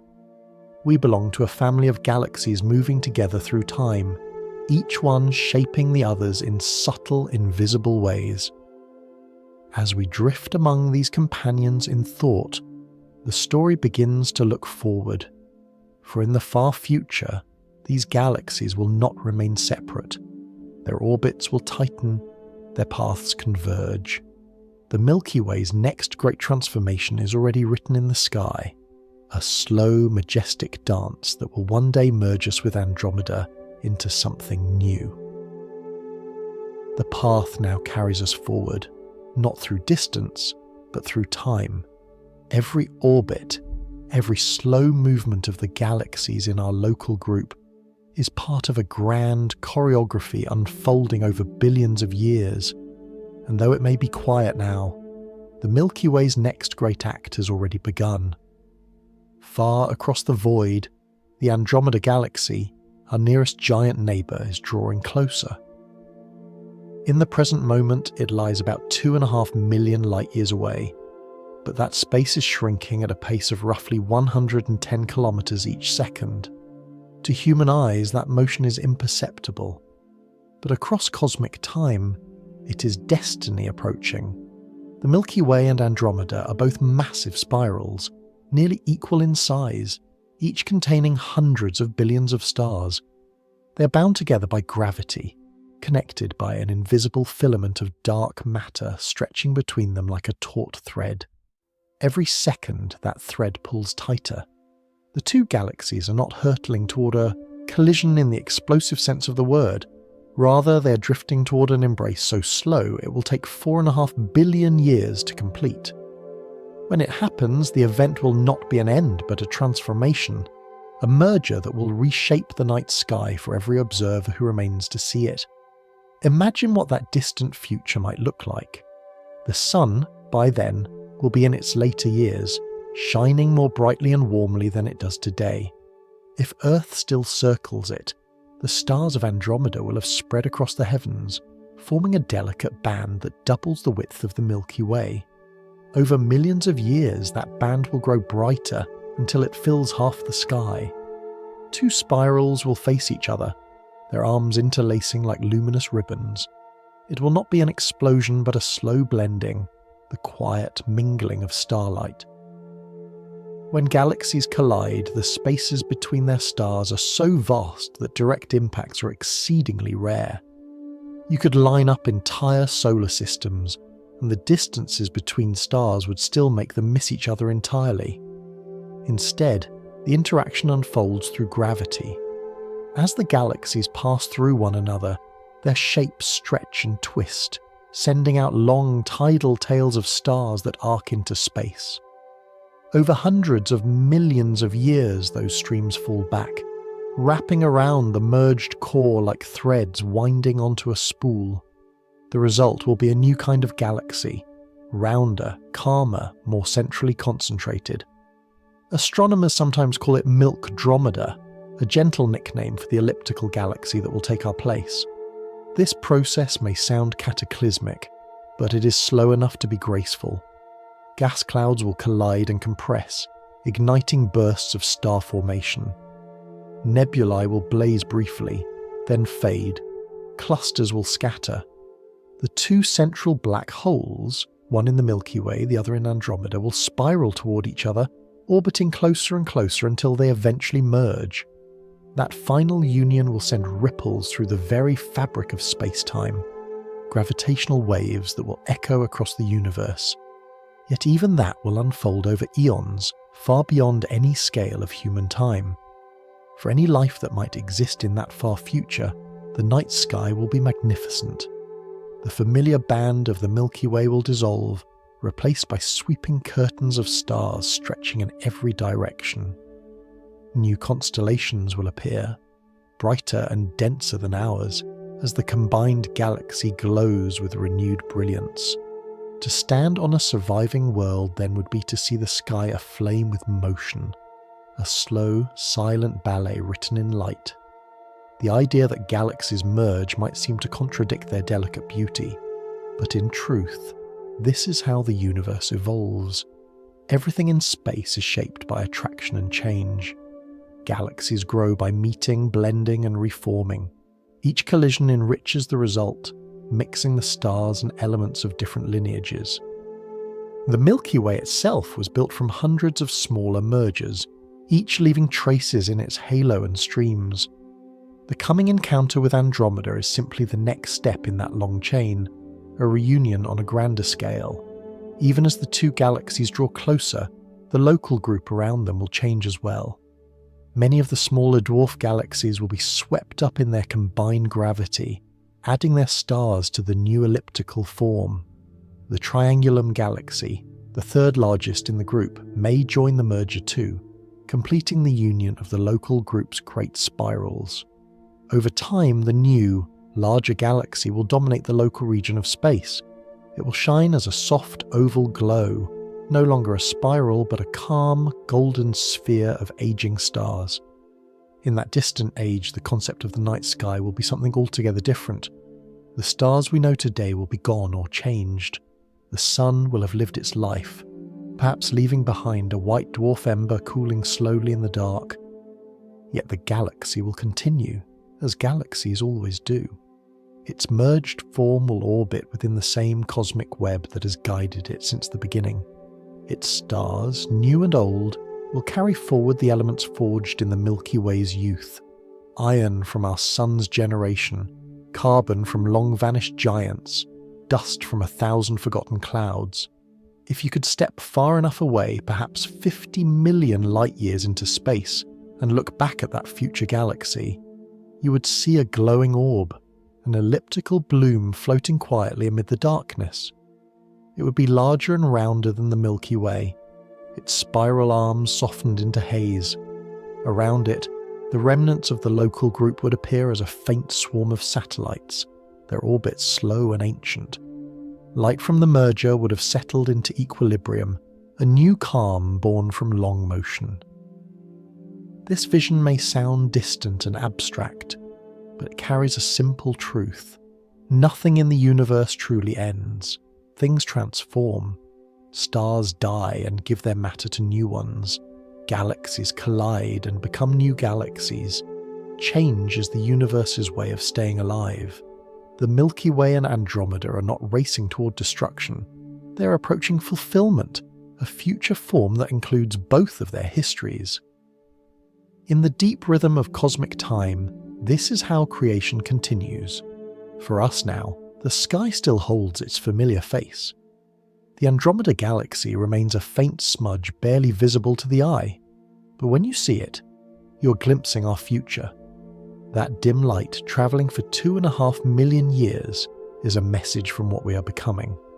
A reminder that even across such vast distances, gravity is patient.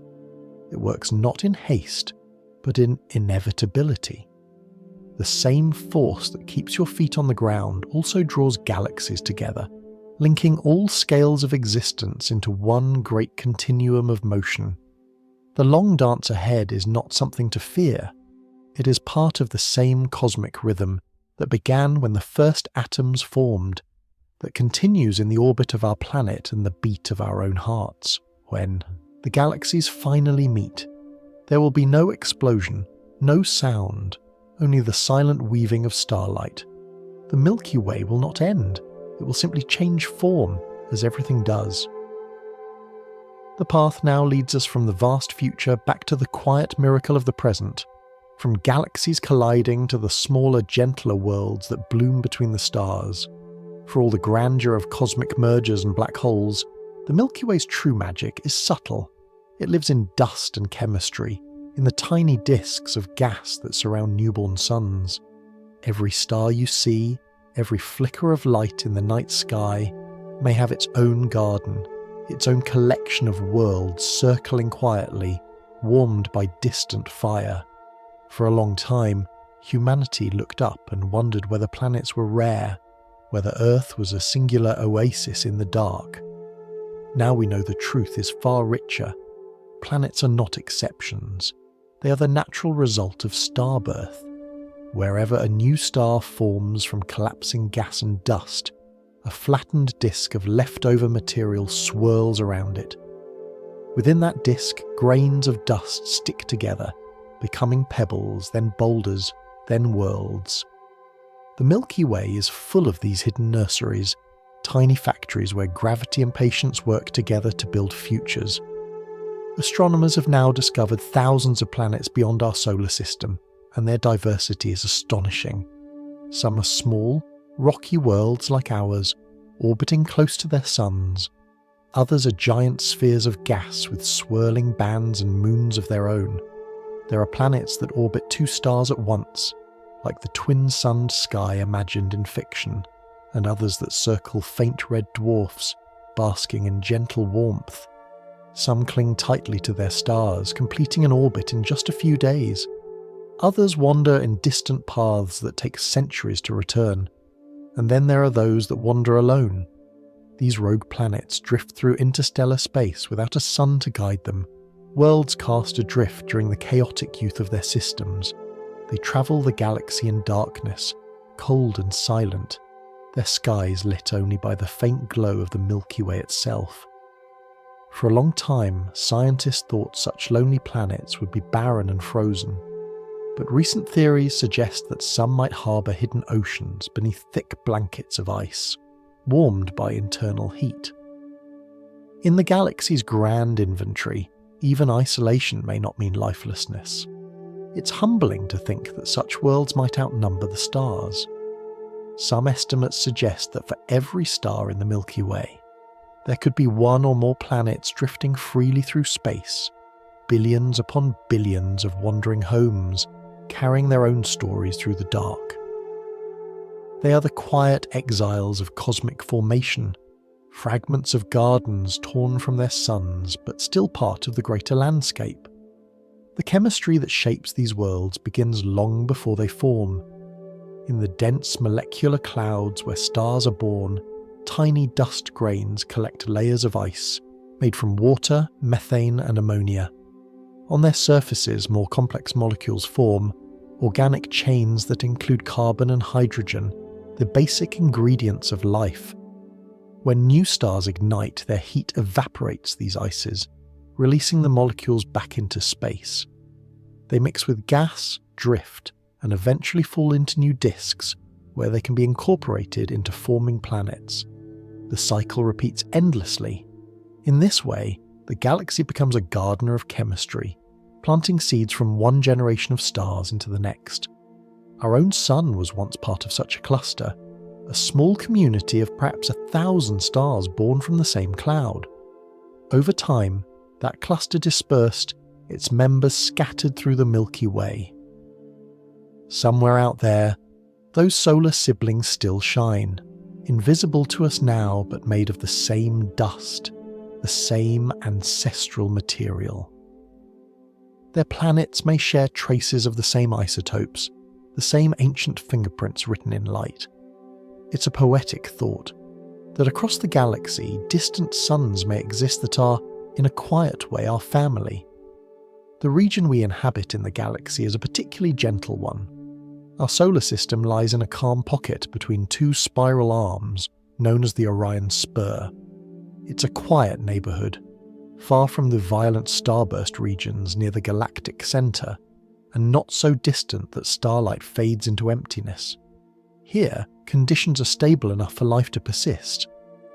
Astronomers sometimes describe this as part of the galactic habitable zone, a region where radiation levels, chemical abundance, and timescales align just right to allow complex chemistry, and perhaps biology, to flourish. From this safe vantage, Earth circles the Sun, gathering light that left our star just 8 minutes before it touches our world. Every day, our planet catches energy that once began in the heart of a collapsing molecular cloud billions of years ago. The warmth that grows a forest, the energy that stirs the oceans, the light that fills your eyes as you read, all of it is part of that galactic process. A whisper of ancient dust now reborn as life. Sometimes, when you look up at the Milky Way on a clear night, it helps to remember that what you're seeing is not just stars, it's potential. Every one of those lights might shelter worlds. Every point in that band could hold continents, clouds, winds, and skies unseen. There could be countless oceans reflecting countless suns, each one with its own version of nightfall, its own quiet observer looking back. The galaxy is not a wilderness of emptiness. It is a garden of possibilities. And like any garden, it changes with the seasons of cosmic time. New stars bloom while old ones fade. Dust becomes rock, rock becomes planet, planet becomes cradle for chemistry. Even when worlds die, scorched by their suns or frozen in the dark, their matter is not lost. It returns to the galaxy, feeding the next generation of creation. The Milky Way recycles itself endlessly, turning dust to light and back again. If you could see this process sped up, you would watch clouds collapsing, stars igniting, disks forming, and planets condensing, all happening together in a slow, perpetual rhythm. From afar, it would look like the galaxy breathing light into matter, then matter into life. And within that grand rhythm, you would find Earth, tiny, fragile, yet deeply connected to everything around it. Every grain of sand, every drop of water, every cell within you is made of atoms that once drifted through this galactic garden. You're part of its harvest, the living expression of its chemistry, and somewhere, far away, other worlds may be forming now, preparing to do the same. The Milky Way's beauty is not only in its size, but in its continuity. It creates endlessly. It nurtures even in the coldest corners. It tends to its stars and scatters new seeds into the void. Between the stars lies not emptiness, but the soil of potential, the quiet hum of becoming. And as we follow that thread of chemistry and creation, the story deepens once more. For within the dust and molecules of this galactic garden, the ingredients of life itself begin to take shape. The same carbon chains and amino beginnings that would one day breathe and dream on a small blue planet. The path now carries us deeper into the smallest miracles of the galaxy, the chemistry that bridges the vastness of space and the intimacy of life. For all the grandeur of colliding galaxies and the brilliance of newborn stars, the story of the Milky Way is also written in tiny, fragile forms, the molecules that drift between the stars waiting for warmth, water and time. These are the seeds from which everything living grows, the faint dust that remembers the beginning and whispers of what might come next. In the dark spaces between stars where light is scarce and temperature drops to just a few degrees above absolute zero, the galaxy brews its richest chemistry. There, on the surfaces of dust, grains no larger than a virus, atoms meet and bond. Hydrogen joins with oxygen to form water. Carbon binds with nitrogen to make cyanides and alcohols. Over time, these reactions create a library of molecules, complex, organic, and surprisingly familiar. Astronomers have detected more than 200 such compounds floating through interstellar clouds. Formaldehyde, methanol, ethanol, and even glycine, the simplest amino acid, one of the basic building blocks of life. To the human mind, such words sound technical, but you can imagine them as the galaxy's spices, tiny ingredients scattered throughout the cosmic kitchen. Each molecular cloud is a pantry of potential, its icy particles storing flavors of chemistry that will one day season new planets. When a star ignites nearby, its warmth causes these ices to evaporate, releasing their molecules into space. They drift, mix, and eventually settle again into new clouds or fall onto the disks of material surrounding young stars. There, under gravity's slow stirring, they can take on more complex forms, combining into sugars, amino chains, and long carbon networks. This quiet chemistry is not rare.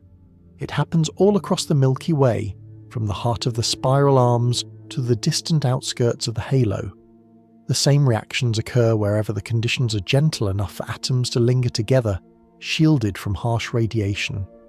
Even in the dust around dying stars, where material is expelled back into the galaxy, new molecules form before drifting off to join the interstellar sea. The Milky Way is not merely a collection of stars, it is a vast laboratory, experimenting with combinations of matter, each experiment lasting millions of years. And through this patient process, the galaxy writes the alphabet of life, not life itself, not yet, but the letters from which it can be composed.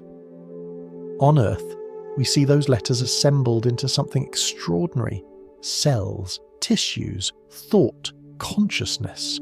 But their origins reach back to this cosmic chemistry. The water in your veins was once vapor in a molecular cloud. The carbon that shapes your body came from stars that lived and died billions of years before the sun was born. The same molecules that swirl through distant nebulae can be found, with little change, inside every living cell. It is almost poetic that life should arise from such ordinary materials: carbon, oxygen, nitrogen, hydrogen, sulfur, and phosphorus. These 6 elements make up almost everything alive. They are abundant throughout the galaxy because they are forged in stars and dispersed by supernovae. Each time a massive star dies, it spreads those elements into space, enriching the interstellar medium. Over countless generations, the Milky Way has built up its supply of these ingredients, gradually increasing the likelihood that somewhere, somehow, they would come together in the right way. Life, then, may not be an accident, but an expression of the galaxy's long memory, a continuation of its natural chemistry under the warmth of a nearby sun. Our solar system sits in a fortunate position within the Milky Way, in what scientists call the galactic habitable zone. It's a ring-shaped region neither too close to the galactic centre, where radiation and gravitational tides are fierce, nor too far out, where heavy elements are scarce. Here, in this temperate zone, the balance is right. There are enough metals to form rocky planets, yet the environment remains calm enough for them to endure. Earth's orbit around the Sun lies comfortably within this region, near what astronomers call the corrotation radius, where the spiral arms move at nearly the same speed as the Sun's orbit. It's a place of relative safety, where we're not constantly overtaken by the dense, star-forming arms that can stir cosmic chaos. From this tranquil perch, Earth has had billions of years to develop its intricate web of life. During that time, the planet's atmosphere, oceans, and continents have served as a stage for the same chemistry that fills the galaxy. Only here, it runs faster, driven by heat, light, and chance. The molecules once drifting through interstellar clouds now swim in cells, breathe in forests, and think in human minds. The galaxy's long experiment found, at least once, a way to awaken. When you look up at the night sky and see the Milky Way stretching overhead, you're looking at your own story told on a cosmic scale. The same processes that shaped our world are at work in countless others. Around other stars, in other spiral arms, new planets are forming even now, gathering dust, water, and carbon into unfamiliar shapes.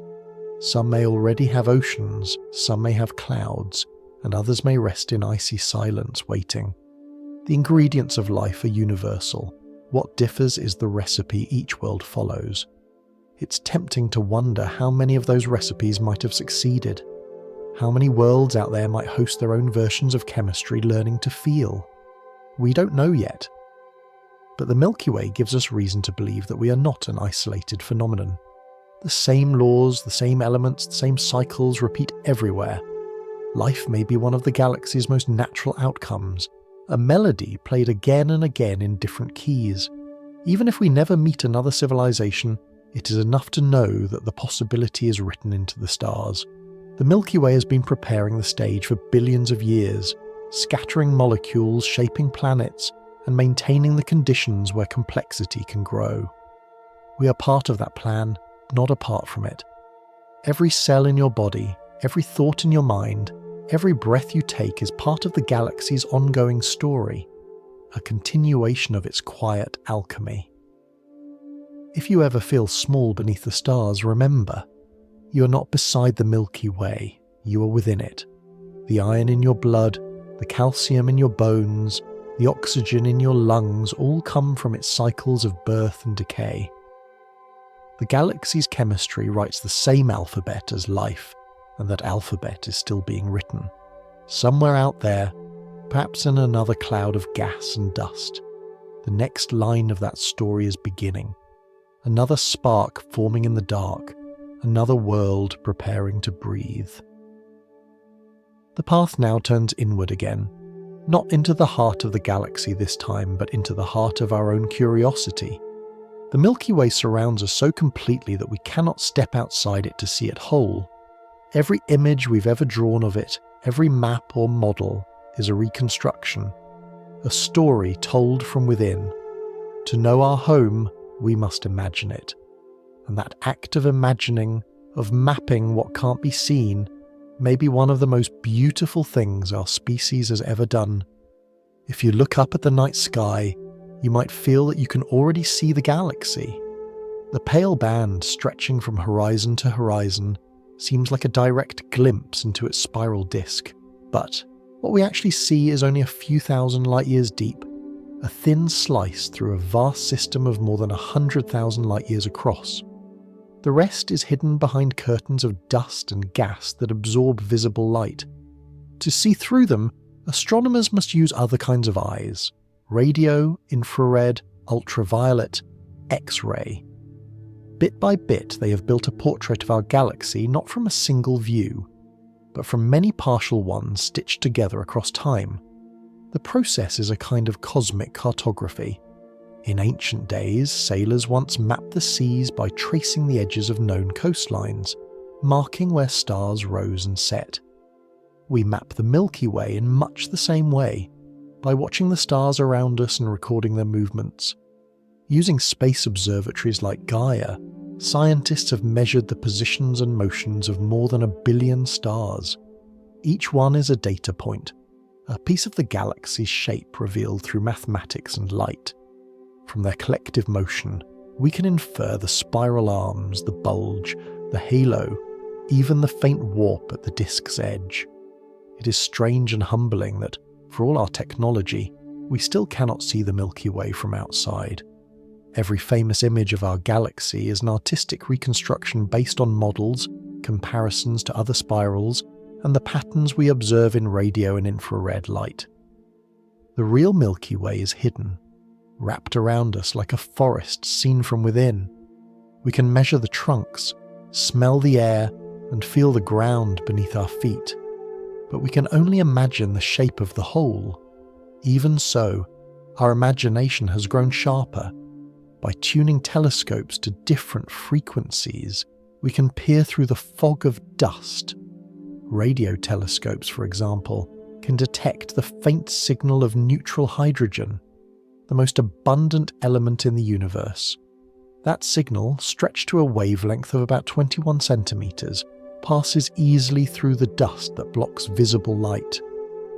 When mapped across the sky, it reveals the spiral pattern of our galaxy.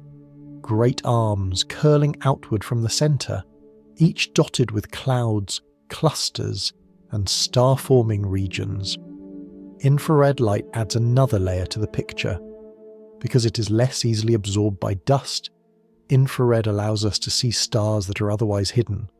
Old red giants in the bulge, newborn suns buried in nebulae. With instruments like the Spitzer Space Telescope and the James Webb Space Telescope, astronomers have traced the Milky Way's structure in exquisite detail, seeing not only its bright backbone but its softer edges, the faint bridges of gas linking one arm to another, the streams of stars flowing into the halo. Each new wavelength tells a different story. Ultraviolet light reveals hot, young stars in clusters near the spiral arms. X-rays show the remnants of supernovae, the scars of the galaxy's past explosions, and in radio waves, we find the fingerprints of pulsars, spinning neutron stars marking time with their precise rhythms. Together, these signals form a multi-dimensional map more like a symphony than a photograph. It is as if we are listening to the galaxy through its many voices, each one telling us about a different layer of its being. Still, our maps are incomplete. Beyond the bright disk lies the halo, filled with dark matter and ancient stars that emit almost no light. We can only sense it indirectly, through gravitational effects, through the way it bends the motion of the visible stars. Even with all our instruments, much of the Milky Way remains uncharted. There are arms we cannot fully trace, clusters too distant to resolve, streams too faint to follow, and yet that incompleteness is part of the wonder. To live inside a mystery and still strive to understand it is what makes discovery beautiful. Our attempts to chart the galaxy are also reflections of ourselves. The act of mapping is an act of hope, a belief that knowledge can bring us closer to belonging. When ancient civilizations looked up and drew constellations, they were performing the same gesture we continue today. They took the unknown and gave it shape. They turned chaos into pattern. Each myth, each star name, each story was a way of saying, we live here, and we understand a little more than we did yesterday. Modern astronomy continues that same story with different tools. Gaia's precise measurements are today's myth, told in the language of numbers and light years, but driven by the same human need to connect. And when we map the Milky Way, we are also mapping time. The light from distant stars shows us how the galaxy looked thousands or millions of years ago. Every measurement is a look into the past.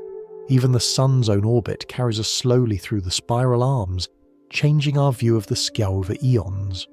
We are travellers within a vast shifting system, and our maps are the journals of that journey. If you could see the Milky Way from far above, you'd notice that it is not a static picture, but a living pattern. Stars flow through its arms like water through a riverbed.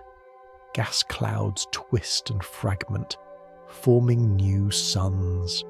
The spiral pattern itself is not made of fixed objects, but of waves, regions where matter bunches up and moves on, a kind of cosmic traffic jam that travels around the disk every few 100 million years.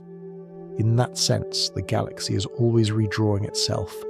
Every map we make is a snapshot of an ongoing motion, a frozen moment in an endless dance. Perhaps that's why our fascination with the Milky Way feels so personal.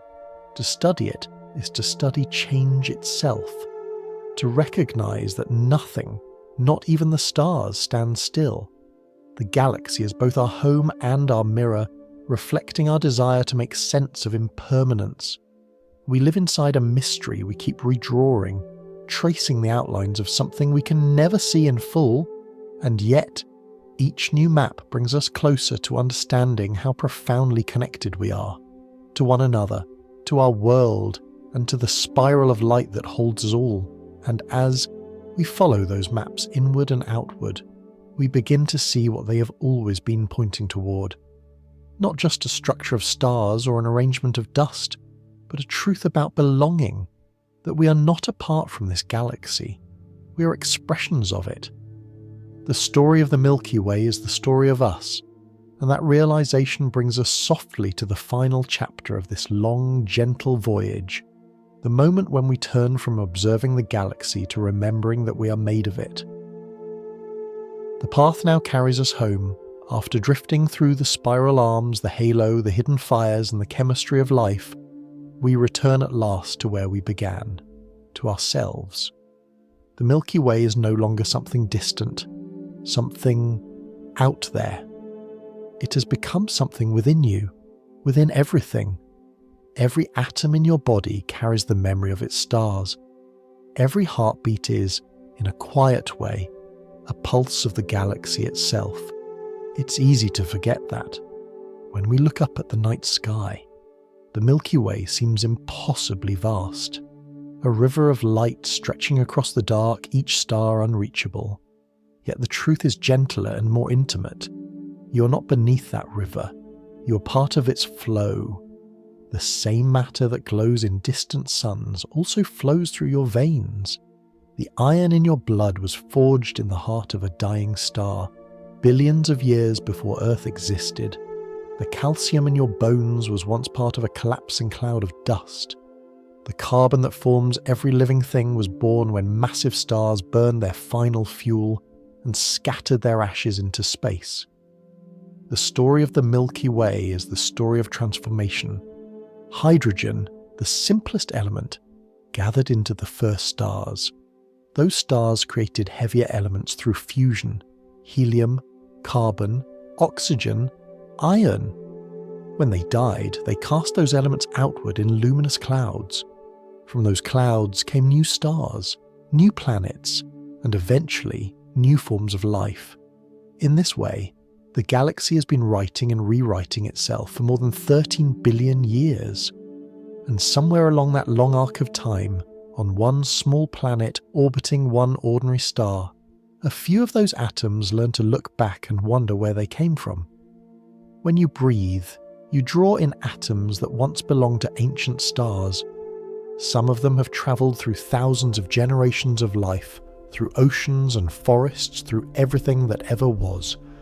You inhale the universe every moment you live, and when you exhale, you give it back, sending your own small contribution of carbon and oxygen into the air, where they will continue their journey. The Milky Way is not something you observe, it's something you participate in with every breath, every blink, every thought. If you could see the galaxy not as stars and gas, but as a living current of material moving through time, you would recognize yourself in it. Matter flows from one form to another, never lost, only changing state. The same atoms that formed your body may one day drift out to sea, rise into clouds, or find their way into new organisms. Some will escape into space, to become part of the interstellar medium again, perhaps to form another world. Even death in that sense is a continuation. You are the Milky Way expressing itself briefly as a human, and someday it will take your atoms back and use them again. This isn't just poetry, it's physics, softened into understanding. Conservation of matter, thermodynamics, nuclear fusion.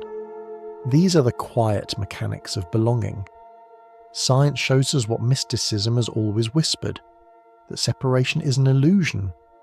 The same patterns of energy that hold galaxies together also hold us together. Gravity gathers stars, but love, curiosity, and memory gather human lives. Both are forces of connection, both carve structure from emptiness. The light you see when you look at the Milky Way is ancient. It began its journey before there were humans to receive it. When that light reaches your eyes, it completes a story billions of years long. You are the final step in that photon's pilgrimage, the place where it is finally noticed. In that act of seeing, something remarkable happens. The galaxy becomes aware of itself. Through you, it perceives its own beauty. Through your eyes, it reflects on its own existence. That awareness is fleeting, yes, but so is everything. Stars burn out, galaxies merge. Even the universe itself changes with time. Impermanence isn't a flaw of existence, it's its rhythm. The Milky Way's spiral arms will one day fade into the smooth glow of an elliptical galaxy. Our sun will exhaust its fuel, shedding its outer layers to become a faint white ember. The Earth may be lost or remade, but nothing of substance truly vanishes, it only transforms. Matter becomes light, light becomes energy, energy becomes matter again. The melody continues, even as the instruments change.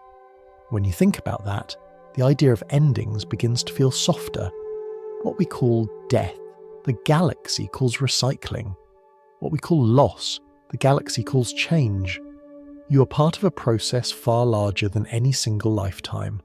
A process that began before memory and will continue long after memory is gone. The stars you see tonight are both your ancestors and your descendants. Their light gave you life, and your elements will one day feed theirs. And so, as our journey through the Milky Way comes to an end, you might let that thought settle gently in your mind. You are home already. You've never been outside of the galaxy.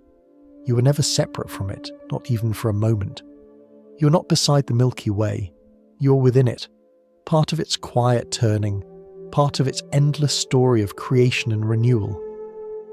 If you step outside tonight, perhaps you'll notice how the starlight feels softer now, not as something foreign, but as something familiar. The sky above you is not a ceiling, but a continuation, a gentle reminder of connection.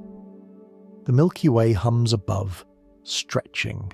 Across the heavens, while beneath it, the Earth spins with the same grace, a small blue fragment of the same cosmic pattern.